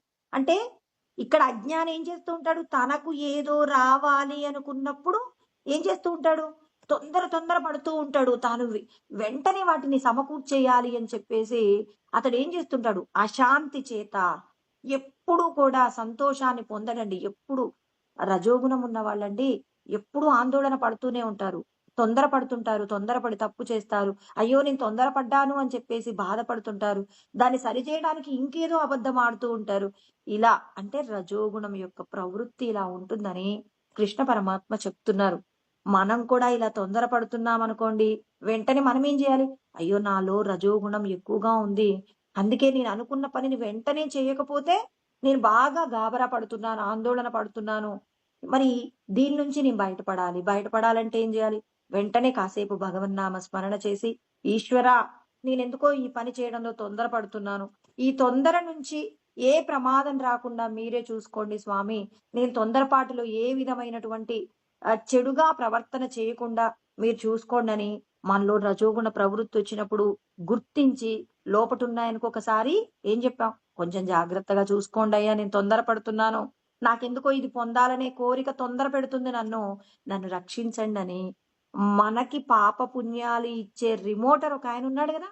ఆ లోపటున్నాయనకి ఒకసారి మనం ఏం చెప్పాం? స్వామి చూసుకోండయ్యా అని చెప్పేసాం. వెంటనేనండి ఆయన వెంటనే ఏం చేస్తాడు? నువ్వు తొందరపడకుండా జాగ్రత్తగా ఆలోచనతో కూడిన మాట మాట్లాడేలాగా ఆ పరమాత్మ నీకు అనుగ్రహం చేస్తాడు.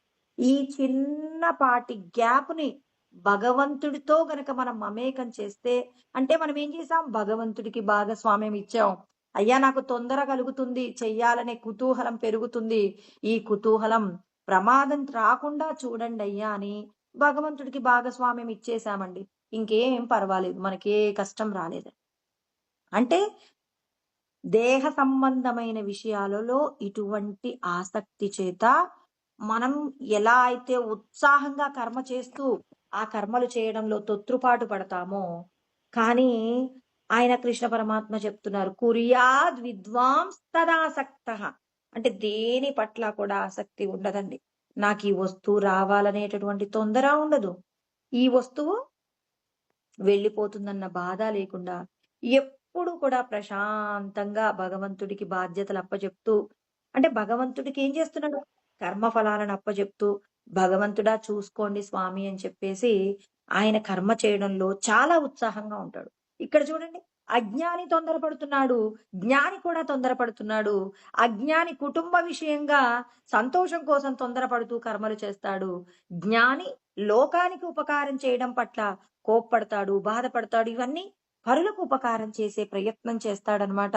అందుకే ఇక్కడ ఎవరు న్యూటను ఎప్పుడైనా బాధపడేవాడట. ఎందుకు బాధపడేవాడంటే పేద పిల్లలకు పుస్తకాలు పంచివ్వడంలో, కొనివ్వడంలో తన దగ్గర డబ్బుండేది కాదట. అప్పుడు బాధపడేవాడట. అయ్యో నా దగ్గర డబ్బుంటే ఇంతమంది పిల్లలకి పుస్తకాలు కొనిచ్చేవాడని, పిల్లలు చక్కగా చదువుకునేవాళ్ళని. పుస్తకాలు కొనివ్వలేనందుకు బాధపడేవాడట. తన యొక్క అసక్తతను చూసి తనను తాను కోప్పడేవాడట. అంటే చూడండి, పరులకు ఉపకారం చేయడంలో అతను ఏం చేస్తున్నాడు? ఎంత ఉత్సాహంగా ఉన్నాడు. అంటే తన యొక్క బాధలో అర్థం ఉంది, తన కోపంలో అర్థం ఉంది. కానీ అజ్ఞాని తాను చెయ్యాలనుకున్నటువంటి కార్యాన్ని చేయడంలో తొందరపడుతుంటాడు. ఆ తొందరలో దుఃఖపడుతూ ఉంటాడు. ఆ దుఃఖంలో అనేక తప్పులు చేస్తుంటాడు. ప్రమాదంలో పడుతుంటాడు. అంటే జ్ఞాని, అజ్ఞాని. అందుకే ఆయన అంటున్నారు మరి యా నిశా సర్వభూతానాం తస్యాం జాగర్తి సంయమి. అంటే మరి ఇంద్రియ నిగ్రహం కలిగినటువంటి వ్యక్తికి ఎప్పుడు రాత్రిగా ఉంటుంది. అజ్ఞానులందరికీ రాత్రిగా ఉండేటప్పుడు జ్ఞాని ఏం చేస్తూ ఉంటాడు? ఎప్పుడు వెలుగులో అంటే ఎప్పుడు భగవత్ చింతన యందు ఎప్పుడు కూడా ఉత్సాహంగా ఉంటాడు, మెలకువతో ఉంటాడు. తర్వాత యస్యాం జాగరతి భూతాని సా నిశా పశ్యతో మునేహి. అంటే ఇక్కడ ఆయన ఏం చెప్తాడు? అజ్ఞాని ఏం చేస్తుంటాడు? మేల్కొని ఉన్నప్పుడు జ్ఞాని ఏం చేస్తూ ఉంటాడు? నిర్లిప్తంగా ఆసక్తతతో ఉంటాడు. దేహ సంబంధమైన విషయాల పట్ల ఏమాత్రం ఆసక్తి లేకుండా దైవ సంబంధమైన విషయాలలో ఉత్సాహంగా ఉంటాడు. దేహ సంబంధమైన విషయాలలో ఆసక్తి లేకుండా ప్రవర్తిస్తూ ఉంటారు అని చెప్పేసి కృష్ణ పరమాత్మ చెప్పారు. అలా చెప్తూ ఇంకా మనకు ఆయన చెప్తున్నారండి. ఎలా సుఖమును పొందడానికి ఉపాయాలు. ఆపూర్యమానమచల ప్రతిష్టం సముద్రమాపహ ప్రవిశంతి యద్వత్ తద్వత్ కామాయం ప్రవిశంతి సర్వే సశాంతిమాప్నోతి న కామకామి. ఎవరు సుఖపడతారు అనే దానికి ఒక ఉపమానంలో చెప్పారనమాట. సముద్రాన్ని ఉపమానంగా చెప్పారు. సముద్రము ఎప్పుడు నిండుగా ఉంటుందని.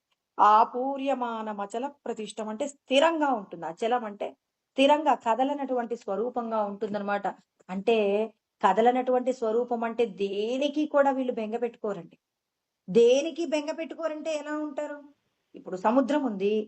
సముద్రంలోకి నీళ్ళన్నీ వస్తూ ఉంటాయి. అనేక నదుల నుంచి నీళ్ళు వస్తూ ఉంటాయండి.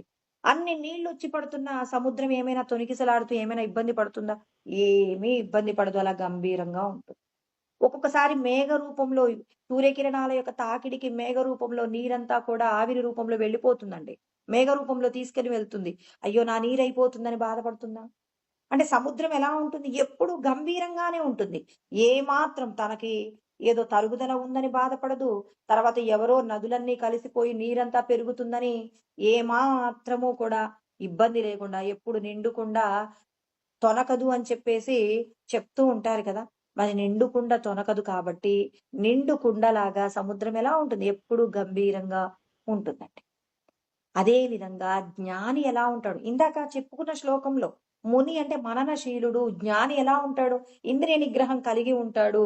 తర్వాత దేహ సంబంధమైన విషయాలలో ఆసక్తి లేకుండా ఉంటాడు. మరి అతని యొక్క ప్రవర్తన ఎలా ఉంటుందో చెప్పాలి గదా! అందుకే ఆయన చెప్తున్నాడు. తద్వత్ కామాయం ప్రవిశంతి సర్వే. అంటే తనకు కోరికలు కలిగినప్పుడు కూడా అంటే కోరికలు కలిగాయనుకోండి. అతడెప్పుడు కూడా సచ్చిదానందంతో ఎప్పుడు ఆనందంతోనే ఉంటాడు. కళ్ళు తెరిసినా ఈశ్వర చైతన్యమే కనపడుతుంది. ఇప్పుడు మనం కూడా ఏదైనా ఒక విషయం గురించి ఆలోచిస్తున్నామనుకోండి, మన ముందు ఎవరైనా వెళ్ళిపోతుంటే చూడమండి. మనం అలా కళ్ళు తెరిసే ఉంటాం కానీ, ఎవరో వచ్చి ఇటుగా ఒక చిన్న పాప వెళ్ళటం చూసారా అంటే, "ఆ! లేదండి. మీ కళ్ళ ముందే వెళ్ళిందని" పక్కన వాళ్ళంటారు. "లేదండి. నేను చూడలేదండి" అంటారు. అంటే మనకేదో ఒక ఆనందంతో కూడిన కర్మ ఏదో ఉంది లోపట. ఆ తన్మయత్వంలో మనం ఉండిపోయాం. మనం కళ్ళు తెరిసే కనపడుతున్నాం. కానీ ఏ విషయం కనపడట్లేదు. జ్ఞాని కూడా రమణులు కూడా ఎప్పుడూ అలా చూస్తూ ఉండేవాళ్ళట. కానీ అక్కడ జరిగే విషయాలతో తనకి తన్మయత్వం లేదండి. అక్కడ జరిగే విషయాలతో మనం ఏం చేస్తాం? ఇప్పుడు అక్కడ నిల్చున్నాం. చుట్టూ ఉన్న వాళ్ళని చూస్తాం. వాళ్ళు నవ్వుతున్నారు, వీళ్ళు ఏడుస్తున్నారు, వీళ్ళు గొడవ పడుతున్నారు, వీడు అడుక్కుంటున్నాడు. ఇలా బస్ స్టాండ్‌లో నిలబడి ఎన్నో విషయాలు గమనిస్తాం. జ్ఞానులు మాత్రం ఎప్పుడూ కూడా భగవత్ తన్మయత్వాన్ని చూస్తారు. ఒకవేళ వాళ్ళ యొక్క దృష్టి ఎవరైనా ఒక వ్యక్తి భిక్షాటన చేస్తూ కనపడ్డాడనుకోండి, వెంటనే వాళ్ళని ఉద్ధరించే ప్రయత్నంగా ఒక ఆలోచన చేస్తాడు. ఈశ్వరా! ఇతనికి నీ మీద భక్తి కలిగేలాగా మీరే అనుగ్రహం చెయ్యండి. అతడు చేసిన పాపం పోగొట్టుకునేలాగా మరి అతనికి మీరే ఏదైనా ఒక మంచి పరిహారాన్ని మీరే ప్రసాదించండి. అతనికి భక్తి కలిగేలాగా మీరే ఆశీర్వాదం చేయండని ఆయనేం చేస్తాడు? మనసులో ఒక మంచి తలంపు చేస్తాడు. ఆ తలంపు ఏమవుతుంది? ఆ భిక్షగాడి యొక్క జీవితాన్ని మార్చేస్తుంది. తనకిష్టమైన రూపాన్ని ఏదో ఒక రూపాన్ని నిరంతరం స్మరణ చేస్తూ ఉంటాడు. ఆ స్మరణలో ఎవరు ఏదిచ్చినా అతడికి రామ అంటే ఇష్టం అనుకోండి. ఎవరు ఏ రూపాయి ఇచ్చినా, ఒక పండిచ్చినా రామార్పణం, రామార్పణం అంటూ ఉంటాడు. ఆ అర్పణం చేయడంతోనే అతడు చేసిన కర్మంతా కూడా ఏమవుతుంది? పరిహారం అయిపోయింది. చూడండి. వాళ్ళు జ్ఞాని ఏం చేస్తున్నాడు? ఆయన ఎవరినైనా చూస్తే ఆయన చూపెలా ఉంది? వాళ్లకు మేలు జరిగే తలంపు చేస్తాడు కానీ, అయ్యో! వీళ్ళేంటి ఇలా ఉన్నారని చెప్పేసి ఏ విధమైన వికారాన్ని పొందరు. అంటే తన మనసులోకి ఏ విధమైనటువంటి కోరికలు లేవు. ఇప్పుడు సముద్రంతో ఎందుకు పోల్చారు? ఎందుకు జ్ఞానిని సముద్రంతో పోల్చారంటే, ఇప్పుడు సముద్రంలోకి నీరొస్తుంది. వస్తుందని సంతోషపడదు. ఇప్పుడు జ్ఞానికి కూడా తనకేదో సడెన్‌గా ఒక వ్యక్తికట ఒక రాజ్యానికి సంబంధించినటువంటి భోగములను పొందేటటువంటి యోగం పడుతుంది అని చెప్పేసి ఆకాశవాణి ద్వారా విన్నాడట. అంటే మామూలుగా ఏమంటారు? ఈ పూర్వకాలంలో ఇప్పుడంటే లేదు కానండి. ఇదివరకైతే అంతర్వాణి ఆకాశవాణి లోపటి నుంచి వచ్చే మాట బయట నుంచి వినపడుతుందట. అలా వినపడి తనకు ముందుగా రాబోయే దుఃఖం గురించి చెప్తారట.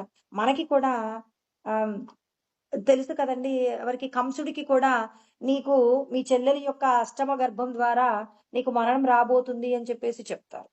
అలా చెప్పినప్పుడు అతనేం చేస్తాడు? చెల్లెల్ని సంహరించే ప్రయత్నం చేస్తాడు. తర్వాత మరి వసుదేవుడు వేడుకుంటాడనమాట. ఏమని? "అయ్యో! నా భార్యని ఇబ్బంది పెట్టకండి. నా భార్యకి కలిగే సంతానమంతా మీకిచ్చేస్తాను. ముందు నా భార్యనైతే చంపకండి" అని చెప్పేసి చెల్లెల్ని చంపకూడదని చెప్పేసి ఎంతో జాగ్రత్తగా భార్యని కాపాడే ప్రయత్నం చేస్తాడు. మరి ఇవన్నీ చేస్తాడు. అంటే అతనికి ఆ మాట వినపడినప్పుడు రాబోయే ప్రమాదాన్ని గుర్తించాడు. ఇక్కడ కూడా ఇక్కడ జ్ఞానిగా ఉండి ఎక్కడో హిమాలయాలలో చక్కగా ఏం చేస్తూ ఉన్నాడు? తపస్సు చేసుకుంటూ, సంతోషంగా, బ్రహ్మానందంతో రమిస్తూ ఉంటే నీకిప్పుడు గొప్పదైన సుఖం రాబోతుంది. గొప్పదైన సుఖమా? నేననుభవించే సుఖం కంటే గొప్పదేముంటుందంటే నీకు రాజ్యభోగములు లభించబోతున్నాయని. నాకు రాజ్యభోగములొస్తున్నాయా అని చెప్పి అనుకున్న సందర్భంలో అతని ముందుకి ఒక కాకి ఒక రత్నాల హారాన్ని అంటే ఒక రాజవంశానికి సంబంధించిన రత్నాల హారాన్ని కాకి తీసుకొచ్చి ఈయన ఒళ్ళో పడవేసి వెళ్ళిపోతుందట. అది ముక్కుతో కరుచుకొనొచ్చేసి ఇతని ఒళ్ళో వేసిపోయింది.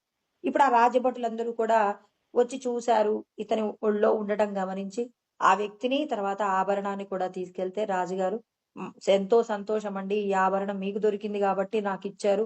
వేరొకరికి దొరికితే మా పరిస్థితి, మా రాజ్యం పరిస్థితి ఏమై ఉండేదో, మీకు మేము గొప్పదైన సత్కారాలు చేస్తామని చెప్పేసి మరి వాళ్ళెక్కడికి తీసుకెళ్తారు?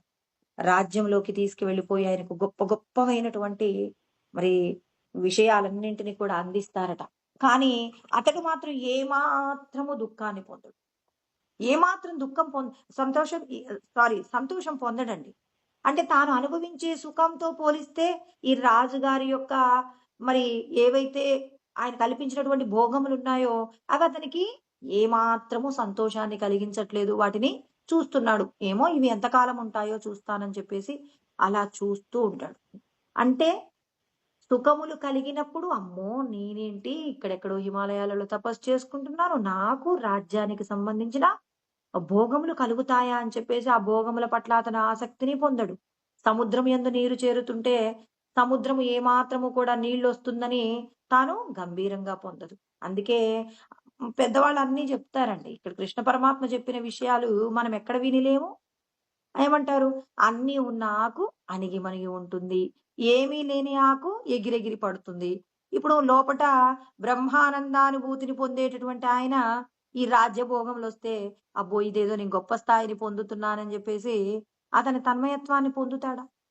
ఇప్పుడు ఆ సుఖములు పోతాయన్నా అతడేమీ దుఃఖపడడండి. అంటే మేఘముల ద్వారా సముద్రంలో ఉన్న నీరు హరించుకుపోతున్నా, నా నీళ్ళయిపోతున్నాయని సముద్రము ఇబ్బంది పడదు. ఎందుకు? ఎప్పుడు జలపాత్ర చేత అంటే నీటి చేత సముద్రం ఎప్పుడూ కూడా కొరత అనేది లేదు. మనకేంటి అయ్యో! ఇవాళ ఇంట్లో ఉన్న బియ్యం అయిపోతూ ఉన్నాయి. మళ్ళీ బియ్యం తెచ్చుకోవాలి అనుకున్నప్పుడు 2 రోజులకు బియ్యం ఉండగానే భయపడుతుంటాం. ఈ 2 రోజులు నిన్న మొన్న వర్షం వచ్చిందండి. వర్షం ఇలా 2 రోజులు ఇంకో 2 రోజులు పెరిగిందంటే ఇంట్లోంచి వెళ్ళే పరిస్థితి కూడా లేదంటే బియ్యం పరిస్థితి ఏంటి? అమ్మో! ముందుగానే తెచ్చిపెట్టుకోవాలని 10 రోజుల ముందే భయపడుతూ ఉంటాం. మరి భగవంతుడితో రమించే వాళ్ళు సుఖమొస్తే ఆ సుఖం రావాలని తాపత్రయపడరు. దుఃఖమొస్తుందని చెప్పేసి వాళ్ళు ఏం చేయరు? ముందుగా జాగ్రత్త పడే ప్రయత్నం చేయరు. దుఃఖమొస్తే ఆ దుఃఖం నందు కృంగిపోకుండా మేరు పర్వతంలాగా దుఃఖాన్ని ఎదుర్కొనే ప్రయత్నం చేస్తారు. కష్టమొస్తే, సుఖమొస్తే ఏం చేస్తారు? సుఖమునందు కూడా పొంగిపోకుండా ఉంటారు. జనక మహారాజు కూడా ఒకసారి వ్యాసుడు వాళ్ళ కొడుకైనటువంటి శుక మహర్షిని ఆహ్, జనకుడికి చాలా బ్రహ్మజ్ఞానం ఉంది అని చెప్పేసి అంటారు. నువ్వు జనకుడి యొక్క ఆస్థానానికి వెళ్ళు అని చెప్పేసి శుక మహర్షిని పంపిస్తారండి. పంపిస్తే జనకుడు విని ఉంటాడనమాట శుక మహర్షి గురించి. ఏమని విని ఉన్నాడంటే అతనికి ఏ విధమైనటువంటి సుఖముల పట్ల, భోగ్య విషయముల పట్ల ఆసక్తి ఉండదని, ఎప్పుడు బ్రహ్మము చేత రమిస్తూ ఉంటాడని చెప్పేసి విన్నాడనమాట. అలా విన్నప్పుడు ఇప్పుడు ఆ శుక మహర్షి ఇక్కడ జనక మహారాజు యొక్క ఆస్థానానికొచ్చినప్పుడు ఈయన బయట గేటు దగ్గర నిల్చుంటారు. వాళ్ళ నాన్నగారు చెప్పారు, వ్యాసుడు చెప్పారు గాబట్టి శుక మహర్షి జనకుడున్నటువంటి ప్లేస్‌కొచ్చేస్తాడు. అంటే ఆయన రాజదర్బారుకొచ్చి నిలబడతాడనమాట. అప్పుడు జనకుడు వాళ్ళ దగ్గరున్నటువంటి భటులకు చెప్పి, ఇతనికి ఏం జేస్తారు అంటే, ఇతన్ని ఒక చోట ఒక 3 రోజులు ఉంచండి. అతనికి ఏం జేస్తారు, చాలా చవక అయినటువంటి అంటే ఆహారం రుచిగా లేనటువంటి పదార్థము, ఏదో ఆసనము, ఏదో పడుకోవడానికి ఏదో ఉన్నట్టు ఉండాలి కానీ, అది గొప్పగా ఉండకూడదు అని చెప్పేసి చాలా సాదా సీదాగా ఉండేటటువంటి పరిస్థితులు ఏర్పాటు చేసే ఒక ఒక మందిరంలో అతన్ని ఉంచమని చెప్తారు. అప్పుడు శుక మహర్షిని తీసుకెళ్ళి అక్కడ వదిలిపెడతారనమాట. అలా వదిలిపెట్టినప్పుడు శుక మహర్షి అక్కడ 3 రోజులు వెయిట్ జేస్తాడు. వెయిట్ జేసిన తర్వాత మళ్ళీ ఆ 3 రోజుల తర్వాత మళ్ళీ వాళ్ళిచ్చినటువంటి ఉపచారాలన్నీ వాటన్నింటిని కూడా పొందుతాడు. తర్వాత మళ్ళీ ఆయన్ని జనకుడంటాడు, ఈ 3 రోజులు రాజులు అనుభవించేటటువంటి భోగములు ఉన్న ప్రదేశంలోకి తీసుకువెళ్ళి అతనికి కావలసిన సకల సౌకర్యాలు ఏర్పాటు చేయండంటే, సరే అని చెప్పేసి అతనికి కావలసిన సౌకర్యాలన్నీ ఏర్పాటు చేస్తారు. ఇప్పుడు చాలా ఏమంటారు కనీసం తినటానికి రుచిగా లేనటువంటి పదార్థము, సరైనటువంటి శయ్య కూడా లేని పరిస్థితుల్లో కూడా శుక మహర్షి ఏ విధమైన వికారాన్ని చెందలేదు. భోగములను పొందుతున్నప్పుడు కూడా ఎటువంటి వికారాన్ని పొందకుండా అలా ఎప్పుడూ అనాసక్తంగా ఉన్నాడనమాట. అప్పుడు జనక మహారాజు అనుకున్నాడు, ఇతడు కదా బ్రహ్మజ్ఞాని అని చెప్పేసి. అంటే సంతోషమునందు పొంగు లేదు, దుఃఖమునందు కృంగు లేదు. అయ్యో! నేనంతటి వాడిని వీళ్ళ దగ్గరకొస్తే నన్నిలా రిసీవ్ చేసుకున్నారని జెప్పేసి శుక మహర్షి ఏమంటారు? కోపగించుకోవడం జరగలేదు. తర్వాత తర్వాత అతనికి ఏమాత్రము కూడా సంతోషంగా ఇంత బాగా చూసుకున్నారని చెప్పేసి అతనికి ఆనందం కూడా కలగలేదు. అంటే ఇటువంటి పరిస్థితి ఉంటుంది జ్ఞానికి. అంటే మనం సద్గురువు అని పిలువబడేటటువంటి వాళ్ళు, స్థితప్రజ్ఞుడు. సద్గురువు అంటే సత్ అంటే ఎప్పుడూ ఉంటుందండి. అంటే ఈ కాలంలో ఉంటుంది, ఈ కాలంలో ఉండదు. ఇందాకే చెప్పుకున్నాంగా. సత్ అంటే విశ్వమంతటా కూడా వ్యాపించి ఉంటుంది.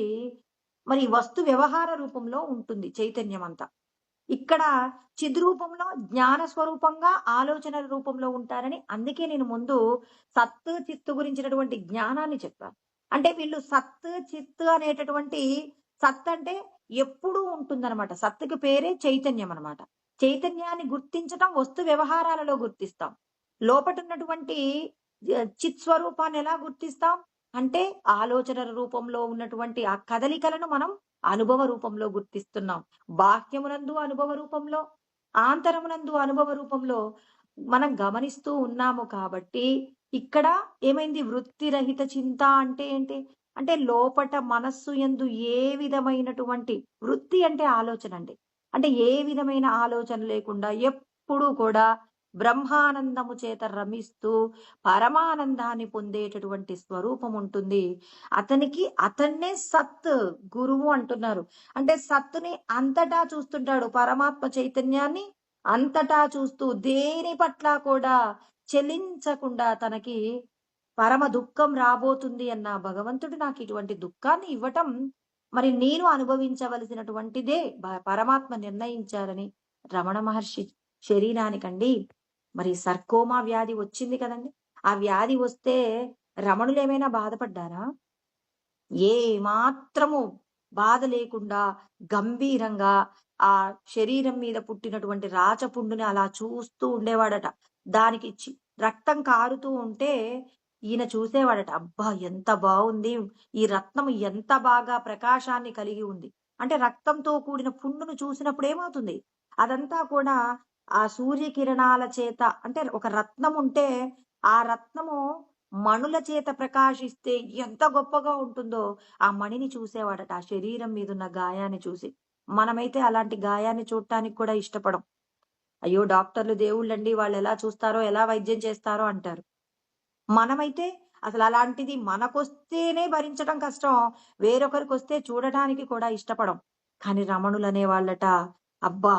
ఎంత బాగా ఇది మరి ఈ మణి ఎంతగా ఎర్రగా ప్రకాశంతో ఉంది అని చెప్పేసి ఆయన అలా చూస్తూ ఉండేవాడట.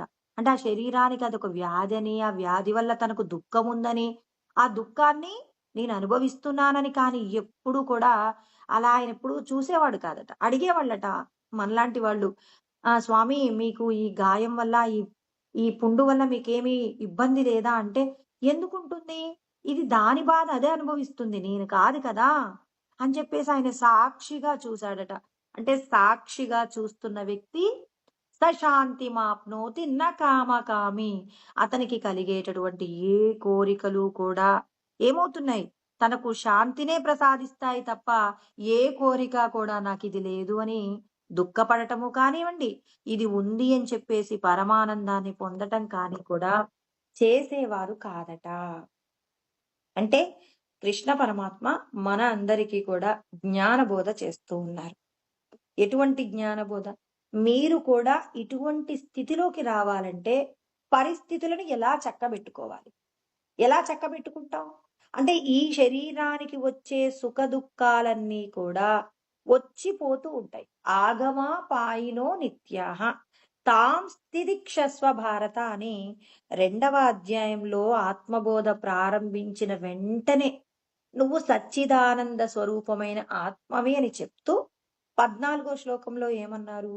ఈ దేహానికి సంబంధించి మాత్రా స్పర్శాస్తు కౌంతేయ శీతోష్ణ సుఖ దుఃఖదాహ. అంటే దీనికి ఇంద్రియాల యొక్క సుఖం అనేది అనుభవించడం ప్రారంభమవుతుంది దీనికి. అంటే శరీరానికి సంబంధించి ఎండగా ఉంటే ఈ శరీరము తపిస్తుంది. దీనికి బాగా తపనుంటుంది. అంటే ఇది దుఃఖపడుతుంది. చలిగా ఉన్నప్పుడు కూడా ఆ చలికి తట్టుకోలేక అతి శీతలానికి, అతి ఉష్ణానికి కూడా ఇది బాధపడుతుంది. ఈ నాలుక ఏం చేస్తుంది? ఇష్టమైన రుచులను పొందినప్పుడు అంటే పూర్వజన్మలలో జీవుడు ఏదైతే కోరుకున్నాడో, కోరుకున్న రుచి దొరికినప్పుడు ఏం చేస్తాడతడు? సంతోషపడతాడు. కోరుకున్న రుచి కాకుండా వేరొక రుచి దొరికినప్పుడు దుఃఖపడతాడు. అంటే కన్నుల ద్వారా చూసే విషయాలలో నచ్చితే ఆనందం, నచ్చకపోతే దుఃఖం. ఇలా ఇంద్రియాలకు సంబంధించి తనకు నచ్చినవి దొరికినప్పుడు సంతోషపడతాడు, నచ్చనివి వచ్చినప్పుడు దుఃఖపడతాడు. ఈ సుఖము, దుఃఖం అనేది ఖచ్చితంగా ఈ జీవుడు అనుభవించవలసి వస్తుంది. ఈ శరీరానికి సంబంధించి ఖచ్చితంగా ఇవి అనుభవైక వేద్యములే కాబట్టి ఇవన్నీ మీరు అనుభవించాలి. అయ్యో! నా చుట్టూ ఉన్నవాళ్ళు గొప్ప గొప్ప వస్త్రాలు వేసుకుంటున్నారండి. ఈ శరీరానికి మాత్రం పిచ్చి పిచ్చి వస్త్రాలు వేస్తున్నానని జెప్పేసి మరి మనం బాధపడకూడదు. ఈ శరీరానికి సంబంధించి ఇంతే పుణ్యం ఉంది కాబట్టి దీనికి ఈ వస్త్రాలతోనే దీనికి గావలసినటువంటి మరి విధంగా దీన్నేం చేయాలి? పోషణ చేయవలసి ఉంటుంది. అయ్యో! వాళ్ళందరూ పంచపక్ష పరమాన్నాలు తింటున్నారండి. మేము పచ్చడి మెతుకులు తింటున్నామంటే, ఈ శరీరానికి భగవంతుడు పచ్చడి మెతుకులతోనే పోషణ చెయ్యాలని ఈశ్వరుడు నిర్ణయించారు కాబట్టి, ఈశ్వరుడి యొక్క నిర్ణయం అంగీకరించాల్సిందే. అయ్యో! వాళ్ళందరూ పెద్ద పెద్ద బిల్డింగ్‌లో ఉన్నారండి. నేనెప్పుడు వర్షమొస్తే నీళ్లు కారతాయి. ఎండొస్తే వేడిగా ఉంటుంది. ఈ ఇంట్లో నన్నెందుకు ఉండమన్నారండి అంటే, ఈశ్వరుడు ఏం చేస్తున్నాడు? నీకు ఈ పరిస్థితిని ఎందుకిచ్చారు? నువ్వు ఈ చేత్తో అవతల వారికి పెట్టింది లేదు. నువ్వు నీ మనసులో వేరొకరికి గొప్ప ఆశీర్వాదం చేసింది లేదు. నీ నోటితో 2 మంచి మాటలు మాట్లాడింది లేదు. అందుకే నీకు నేనేం చేశాను? నీ పుణ్య పాపాలకు తగినట్టుగా నీకు నేను ఈ దేహాన్నిచ్చాను. ఇచ్చానంటూ భగవంతుడు ఏమంటాడంటే, ఈ కష్టమంతా నీది అంటూ చివరికి ఆయన ఒక మాట చెప్తాడు. మమైవాంశో జీవలోకే జీవభూత సనాతన. ఇంకా ఏమన్నా అంటే మీరందరూ నా అంశ అన్నారు. అయ్యో! అంశ అంటే మళ్ళీ మనం వాళ్ళ పిల్లలైపోతాం. ఇప్పుడు నా పిల్లలు కష్టపడుతున్నారనుకోండి, నేను దుఃఖపడతాను. ఇప్పుడు నేను వేరు, నా సంతానం వేరు. కానీ ఈశ్వరుడు చూడండి ఇంకో మంచి మాట మాట్లాడాడు. ఈశ్వర సర్వభూతానాం హృద్దేశేర్జున తిష్టతి. నేనే ఈశ్వర స్వరూపంగా అందరి హృదయాలలో ఉన్నారు. ఇప్పుడు ఈ శరీరానికి వచ్చిన దుఃఖం ఎవరిది? ఈశ్వరుడు అనుభవిస్తున్నారు. పేదవాళ్ళ ఇంట్లో ఉండి పచ్చడి మెతుకులు తినేదెవరు? ఈశ్వరుడు. మరి గొప్ప ఇంట్లో పుట్టి పంచపక్ష పరమాన్నాలతో భోజనం చేసేదెవరు? ఈశ్వరుడు. జ్ఞానం పెరుగుతున్న కొద్దీ మనకి చూడండి, ఒకప్పుడేమో ఈశ్వరుడి యొక్క అంశ. అంటే ఈశ్వరా నేను బాధపడుతున్నానండి, నా యొక్క కష్టాన్ని తీర్చండి అన్నప్పుడు విశిష్టాద్వైతం. ఈశ్వరుడు వేరు, నేను వేరు అనుకున్నాననుకోండి అది ద్వైతం. భగవంతుడు ఎక్కడో ఉంటాడట, నేను వేరు, భగవంతుడు వేరు. భగవంతుడి అంశనే నేను అన్నప్పుడు విశిష్టాద్వైతంలో ఉంటామన్నమాట. భగవంతుడు స్వామి నన్ను రక్షించండి స్వామి, ఇన్ని కష్టాలున్నాయండి, ఈ కష్టంలోంచి నన్ను బయటపడవేయండి అంటాం. ఇప్పుడు ఆయన విశిష్టాద్వైతంలోంచి అద్వైతం అంటే మనిషి, మనం అంటాం కదా, కోతి రూపంలో నుంచి మనిషి రూపంలోకి మారాడు. మరి ఎక్కడో ఒక సాధారణమైన స్థితిలో నుంచి ఉన్నత స్థితిలోకి మనిషి ఎదిగాడంటే, మనిషి కూడా తానేం చేయాలి? భగవంతుడి యొక్క అస్తిత్వాన్ని ఒకప్పుడు భగవంతుడిని దూరం నుంచి చూసాం. ఇప్పుడు భగవంతుడిని మన హృదయంలో చూస్తున్నాం. ఇప్పుడు నువ్వు భగవంతుడితోనే లయమైపోతున్నావు. ద్వైత, విశిష్టాద్వైత, అద్వైత రూపాలలో ఉన్నది ఏక స్వరూపంగా ఉన్నది ఆత్మ చైతన్యమే అనే అనుభూతి వచ్చేంత వరకు జీవుడు పోరాటం చేస్తూనే ఉండాలి, ప్రయత్నం చేస్తూ ఉండాలి. నువ్వు భగవదనుభూతి పొందేంత వరకు దేహ సంబంధమైన విషయాలలో నువ్వేం చేయాలి? భగవంతుడి ఆజ్ఞను పాటిస్తుండాలి. దీనికి ఎండగా ఉంది స్వామి, ఈ శరీరానికి ఎండగా ఉంది, కాస్త రక్షణ చెయ్యండి అనటానికి బదులు ఓర్చుకునే శక్తిని ప్రసాదించండి స్వామి అని అడిగామనుకోండి, భగవంతుడికి నచ్చుతాం. తల్లి అన్నం పెట్టలేదనుకోండి తన దరిద్రం చేత, పిల్లవాడికి కాసిన్ని నీళ్ళిచ్చి ఓర్చుకోరా నాయనా మన కష్టాలున్నాయని పరమ ప్రీతితో కాసిన్ని నీళ్ళిస్తే పిల్లవాడు తల్లి కన్నీళ్లు తుడిచి, పర్వాలేదులేమ్మా, నువ్వు కూడా కాసిన్ని నీళ్లు తాగు అని చెప్పి పిల్లవాడు ఓదారుస్తాడు.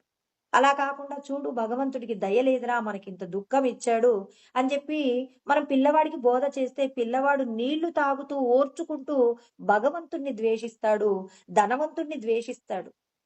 వాడు ధనవంతుడు ఉన్నవాడు పేదవాడికి పిరికెడు అన్నం పెడితే వాడి సొమ్మేం పోతుందని చెప్పేసి ధనవంతుడి మీద కక్ష కడతాడు. ధనవంతుడికి ఏదైనా కష్టం వస్తే వీడేం చేస్తాడు? ఆ కష్టంలో వాడు కూడా కష్టపడాలని చెప్పేసి మరి ఇతడేం చేస్తాడు? వాడు కష్టపడటానికి కూడా వీడు హేతు అవుతాడు. తల్లి చెప్పిన మాట చూడండి. మనం చేసుకున్న కర్మని భగవంతుడు ఈ రూపంలో అనుభవింప చేస్తున్నాడు. భగవంతుడిచ్చిన కష్టానికి ఓర్చుకుంటే ఈశ్వరుడి యొక్క అనుగ్రహం దొరుకుతుంది. దీనికోసం ఒక చిన్న ఉపమానం అండి. ఒక వ్యక్తి ప్రయాణం చేస్తూ ఉన్నాడండి. ఎవరు అంటే అతడు సన్యాసి. సన్యాసి బాగా ఎండగా ఉన్నటువంటి సమయంలో ట్రైన్ ఎక్కాడు. ప్రయాణం చేస్తూ ఉన్నాడు. ఆయన ప్రయాణం చేస్తున్నటువంటి ఆయన పక్కనున్నటువంటి ఎదురుగా ఉన్న సీట్‌లో బాగా డబ్బున్నటువంటి మధుర పదార్థాలకు అధికారి. అంటే ఒక స్వీట్ షాప్ ఓనర్ అండి. ఆయన కూర్చున్నాడు. ఎన్నో రకాల పదార్థాలు బ్యాగ్‌లో పెట్టుకున్నాడు. నీళ్లు తెచ్చుకున్నాడు, పెట్టుకున్నాడు. కానీ ఆయన ఆ పదార్థాలన్నీ ప్రయాణం ప్రారంభమైందండి. ఆ ప్రయాణం ప్రారంభమైంది. సన్యాసి గారికి బాగా దాహం వేస్తుందండి. బాగా దాహం వేస్తూ ఉంటే ఇప్పుడు ఆ దాహంలో కాసిన్ని నీళ్లు అడగాలి అనుకోలేదు ఈ సన్యాసి గారు. దేవుడు నాకేం చేస్తున్నాడు? ఈ నీళ్లు ఇవ్వట్లేదు అంటే ఆయన యొక్క ఆయన ఏమనుకుంటున్నాడు? ఇప్పుడు ఈ జీవుడికి నీళ్లు ఇవ్వకూడదు. అంటే చేసిన కర్మను పరమాత్మ అనుభవింప చేస్తున్నాడని చెప్పేసి ఆయన ఏం చేస్తున్నాడు? భగవంతుడి యొక్క పరీక్షకు ఇతడేం చేస్తున్నాడు? ఓపిక పట్టటం ప్రారంభించాడు. ఇక స్టేషన్ అప్పుడప్పుడు స్టేషన్స్ వస్తూ ఉంటే ట్రైన్ ఆగుతుంది కదా! వెళ్తున్నాడు. వెళ్తూ ఎవరైనా నీళ్ళిస్తారేమోనని చూస్తున్నారు. చూస్తున్నారు కానీ ఇప్పట్లాగా మనం కుళాయి తిప్పి నీళ్లు పట్టుకునే ఫెసిలిటీ లేదండి ఆ రోజులలో. లేనప్పుడు వెళ్ళాడు. అక్కడున్న వాళ్ళు కూడా ఎవరో పావలాకి, 10 పైసలకి ఎవరైనా 10 పైసలు ఇస్తే కాసిన్ని నీళ్ళిస్తారు. ఇప్పుడు మనకు వాటర్ బాటిల్స్ అమ్ముతారు గదా! అలాగే వాళ్ళు కూడా నీళ్ళు ఒక పాత్రలో నీళ్లు పట్టుకుంటారు. ఒక బాటిల్‌లో నీళ్లు పట్టుకుంటారు. ఎవరైనా 10 పైసలో, 5 పైసలో ఇస్తే కాసిన్ని నీళ్ళిస్తున్నారు. ఈయన దగ్గర డబ్బు లేదు. ఇక స్టేషన్ వచ్చిన ప్రతిసారి వెళ్తాడు. ఆ డోర్ దగ్గరికెళ్తాడు, చూస్తాడు, పాపం లోపలికొచ్చేస్తాడు. ఇక్కడ ఎదురుగా ఉన్నటువంటి షావుకారు ఏం చేస్తున్నాడు? ఇలాంటి వాళ్ళు ఏం చేస్తూ ఉంటారు? కష్టపడకుండా సుఖంగా ఎవడో పెడితే తినటానికి సిద్ధంగా ఉంటారు. అంటే సన్యాసులమని చెప్పేసి కాషాయ వస్త్రాలు వేసేసుకొని ఇలా అందరి మీద ఆధారపడుతూ ఉంటారని చెప్పేసి కోపంతో తాను తింటున్నాడు, తాగుతున్నాడు. ఇక ఈ లోపల స్టేషన్ వచ్చేసింది. పాపం ఇక్కడున్నటువంటి సన్యాసికి బాగా దాహంగా ఉంది. కానీ ఎవరిని అడగలేడు. ఈశ్వరుడి యొక్క తీర్పు కోసం అంటే ఈశ్వరుడు పెట్టినటువంటి పరీక్షలో పాస్ అవ్వడం కోసం అని చెప్పేసి ఆయన అంటే భగవంతుడు చెప్పాడు కదండీ! మాత్రా స్పర్శాస్తు కౌంతేయ శీతోష్ణ సుఖ దుఃఖదాహ ఆగమాపాయినో నిత్యాః తాం స్థితిక్షస్వ భారత అన్నారు గదా! అంటే ఓర్చుకోవాలి అని చెప్పేసి చెప్పారు గదా! ఆయన ఆ ఓర్చుకోవడంలో చాలా జాగ్రత్తగా భగవంతుడు చెప్పిన మాటను గుర్తుపెట్టుకున్నాడు. భగవంతుడి తీర్పును అంగీకరిస్తున్నాడు. ఇప్పుడు స్టేషన్ తను దిగవలసిన స్టేషన్ వచ్చింది. ఆ షావుకారు దిగే స్టేషన్ కూడా అదే. ఇద్దరు కూడా. ఇప్పుడు ఆయన ఏం చేశాడు? ఒక చెట్టు నీడలో ఏం చేశాడు? అక్కడ చెట్టు నీడండి. తన దగ్గర ఉన్నటువంటి పైనున్న వస్త్రాన్ని తీసి ఆ చెట్టు నీడలో వేసుకొని కూర్చున్నాడనమాట. కూర్చున్నాడు. అంటే అక్కడ ఉన్నటువంటి ఒక నీటి తొట్టిలో నీళ్లున్నాయి. ఆ నీటి తొట్టిని ఏం చేశాడు? ఈ వస్త్రాన్ని ముంచాడు. కాస్త మొఖాన్ని తుడుచుకున్నాడు. అక్కడ ఇసుకలో చెట్టుందనమాట. అక్కడ చెట్టుంటే ఆ చెట్టు కింద నీడలో ఈ వస్త్రాన్ని పరిచాడు. ఆయన కాసేపు సేద తీర్దామని కూర్చున్నాడు. దాహం తీరలేదు.